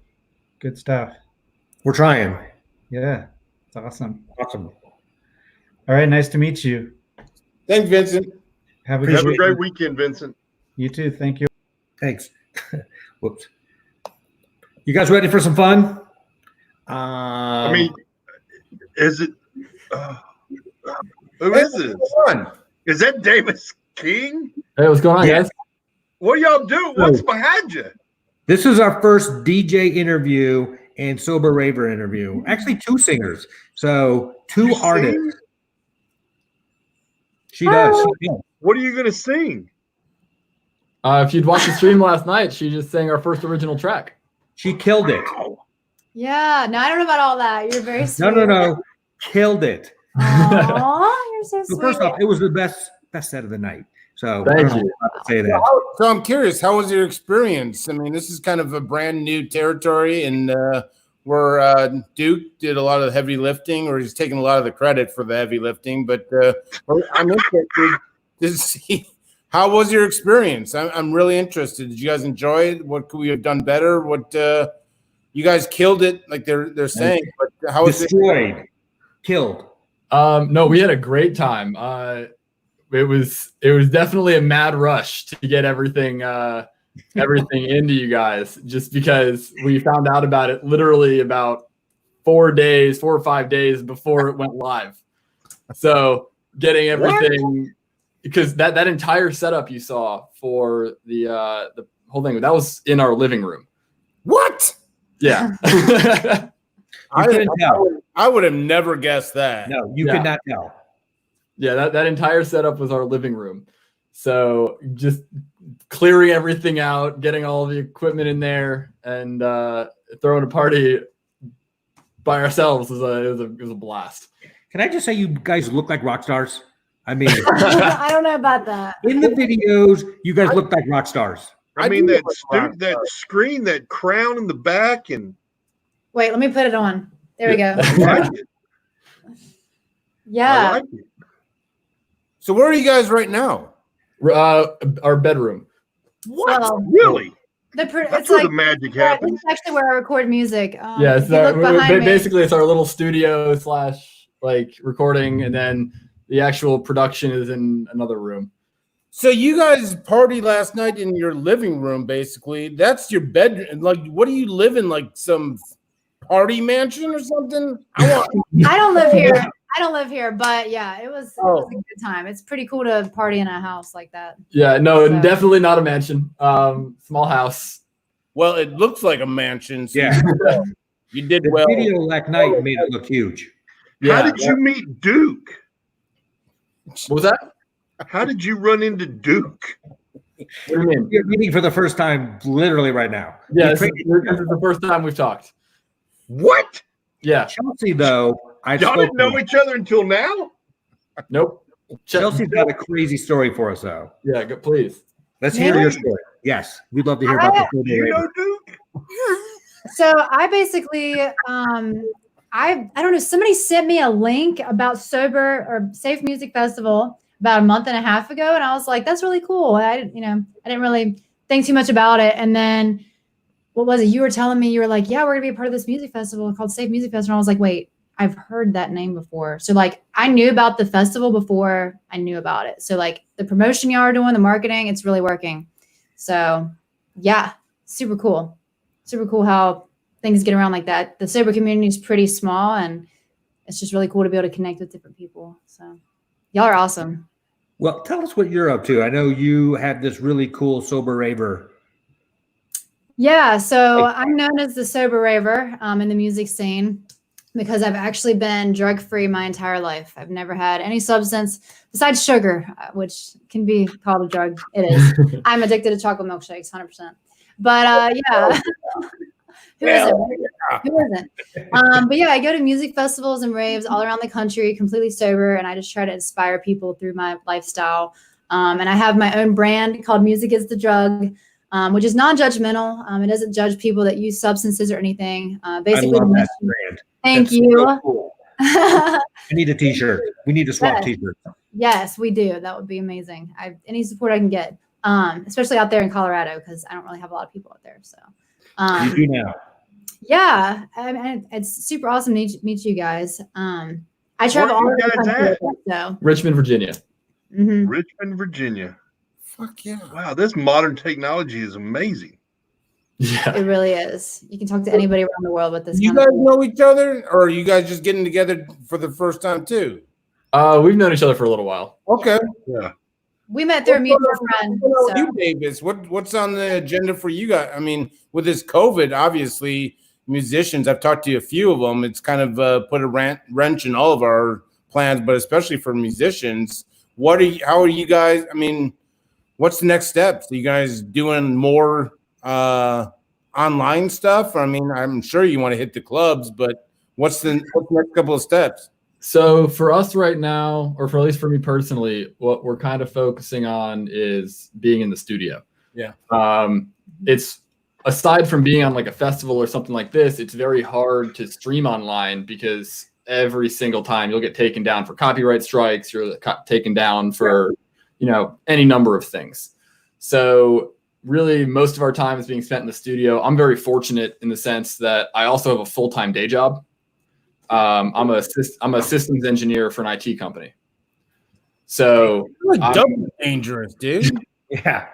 So I'm working from home, my normal business hours, 9 to 5, and then pretty much everything outside of that is spent, in the studio and working on new music. Well, your music's awesome, dude. I'll just say that. Super positive. I just love that. Yeah. It's got a great positive slant to it. And Chelsea was an amazing singer. I was really blown away. What an amazing singer you are. Here's the DJ who finds the pop star who's going to sing. And that's what and like the the visuals and the graphics, and it kind of looked like it was almost like a smoke machine kind of effect. Yeah, we had a hazer going. Thank you so much for that. That was my first performance ever. So What? Get out of here. yeah, seriously, I've only done karaoke. I've never performed. This is actually the first single that I've premiered live. I've recorded one other song that's not been premiered yet, but this is my first performance. So what's your go-to karaoke song? I'm a huge pop punk princess, if you will. I love Blink-182 and Sum 41. So hell yeah. Any like Blink-182 or Green Day or anything like that. Oh my God, I have a new best friend. Yeah, that's my influence in music as well, like pop punk and emo music. So besides like electronic, that's my kind of stuff. So his Papa Roach remix. Who are some of the model after? What was that? Davis, what about your music? Where do you get your influence? So I'm actually only one half of the production for this. My good friend Dylan, who is also in the stream, he's the one running all the lights and the video and everything like that.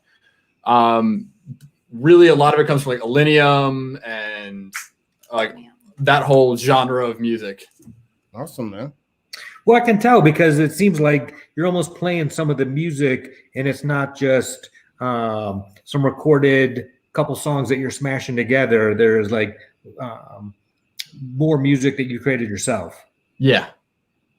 No, it's a lot of fun. I take a lot of pride in like I love doing like old music in there and just lots of I take influences from absolutely everywhere. So I love throwback stuff. I love like bringing in genres that you would not expect. It makes it more fun. Well, I can tell you what's killing us is like festivals. You go, there's 50, 100,000 people, no fights. You leave after 3 days, and you're like, you know what? Humanity has a chance. Yeah. Right? And now you just like you go to the grocery store with a mask on. You don't feel that way. Like we're all kind of fighting, right? Each other to survive. So that's why I just love kind of music and kind of this we're all going to band together vibe. Yes. So absolutely. I so miss. Who gave you a hard hand? That's awesome. Highlight of the day. Highlight of the day right there. That's like I love you in kid language. From a rock star. Good vibes. But that's all I love this. This is all positive and stuff. I was really out in the dumps, and now I feel like hugging a homeless person. Oh my gosh. I'm glad we can inspire that. This is actually something they do in the rave community. It stands for peace, love, unity, and respect.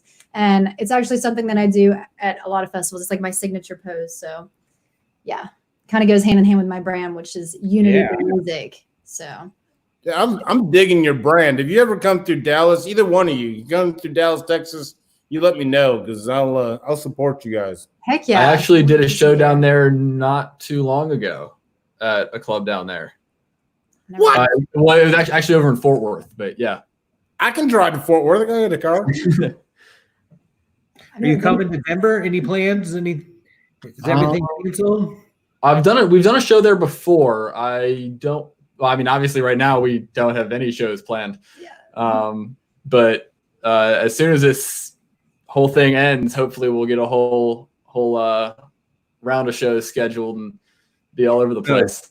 We have got a schedule coming up where we are going to throw a giant sober tailgate at every major college football game.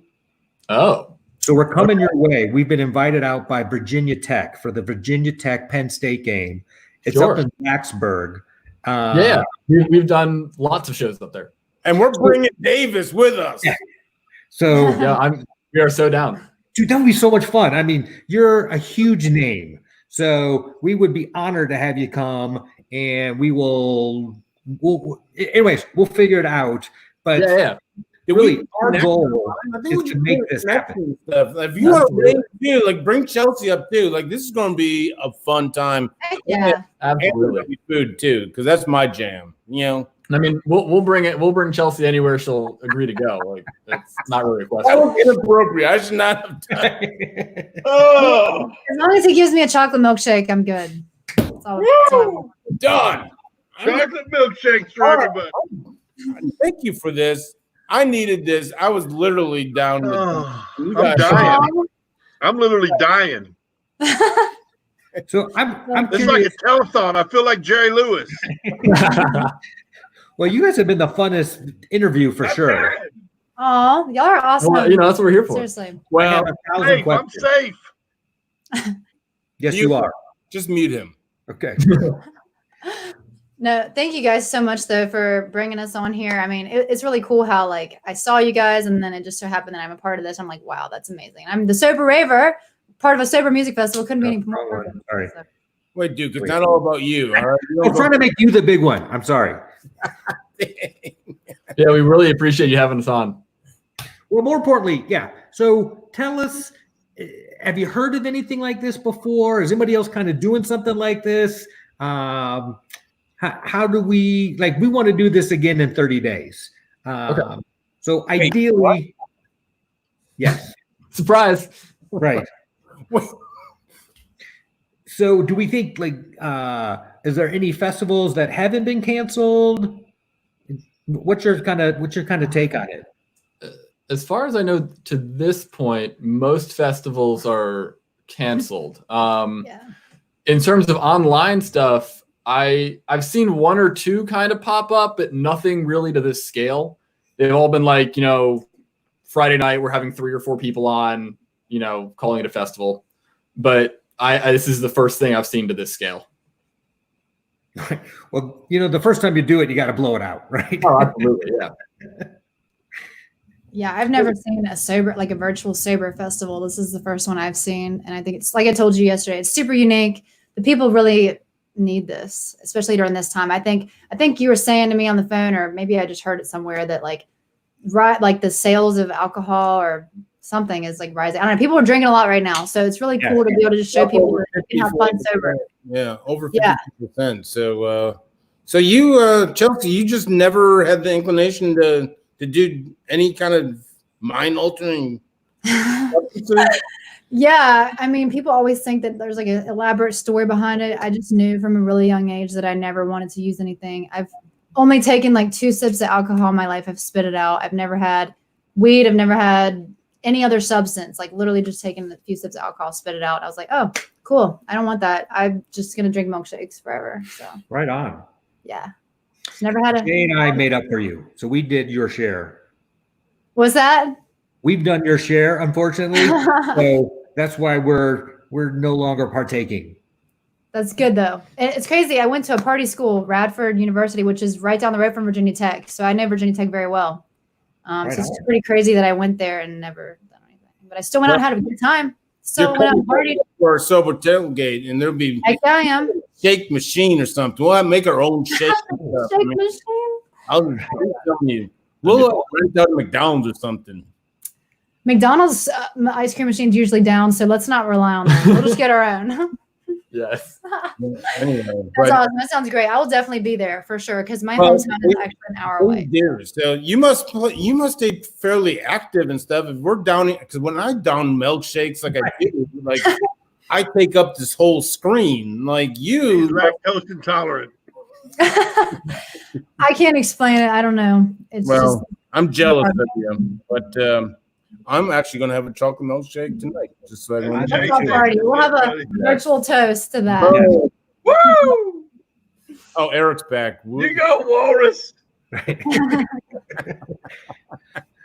So thank you guys so much. I mean, I really did appreciate it, and you guys are opening doors to people that normally would not have caught your music. I probably would never have stumbled across either one of you. And this is what I like about it, is opening some doors, because I spent last night just watching you guys and really being enlightened by your music. And so I hope you're opening the door to a lot of new fans. One jalapeno. That's my mom. Yes, that's awesome. Way to go, Mom. Oh, that's your mom? Happy Mother's Day. right? You don't say that's your mom. Just say, "Oh, that's a longtime fan." You know, you just got you. You know, we got to teach you about the show business. Oh, Thank you, Mom. I can't breathe. Your mom, Davis King. Eric's mom responds every time. So we do a little show every morning, and Eric's mom is always the first one to respond. So That's awesome. There you go. Have a good support system. She's happy a Mother's Day, Jalapeno. rocker mom. She likes the Papa Roach remix he has. So yeah, she appreciates You have a cool mom. it. I know. She's pretty Seriously. awesome. I mean, that's how I'm awesome. So Yes. yeah. No, I really do mean you're opening doors to new fans, and so consider me a new fan after last night. Thank you so much. Y'all are so sweet. Thank y'all Love you so much guys. for everything. You killed it last night, and the willing to come onto this stage and be interviewed by a couple of knuckleheads. We greatly appreciate it. No. We're three knuckleheads. Knuckleheads who don't know anything. Thank you again. I mean, meant a lot to me. Yeah, have a good one, guys. Please stay safe. Y'all made my day. Thank you. Thank you. Nailed it. Eric, Crushed that's it. a circle. Jay wants to eat a sandwich. Good Lord.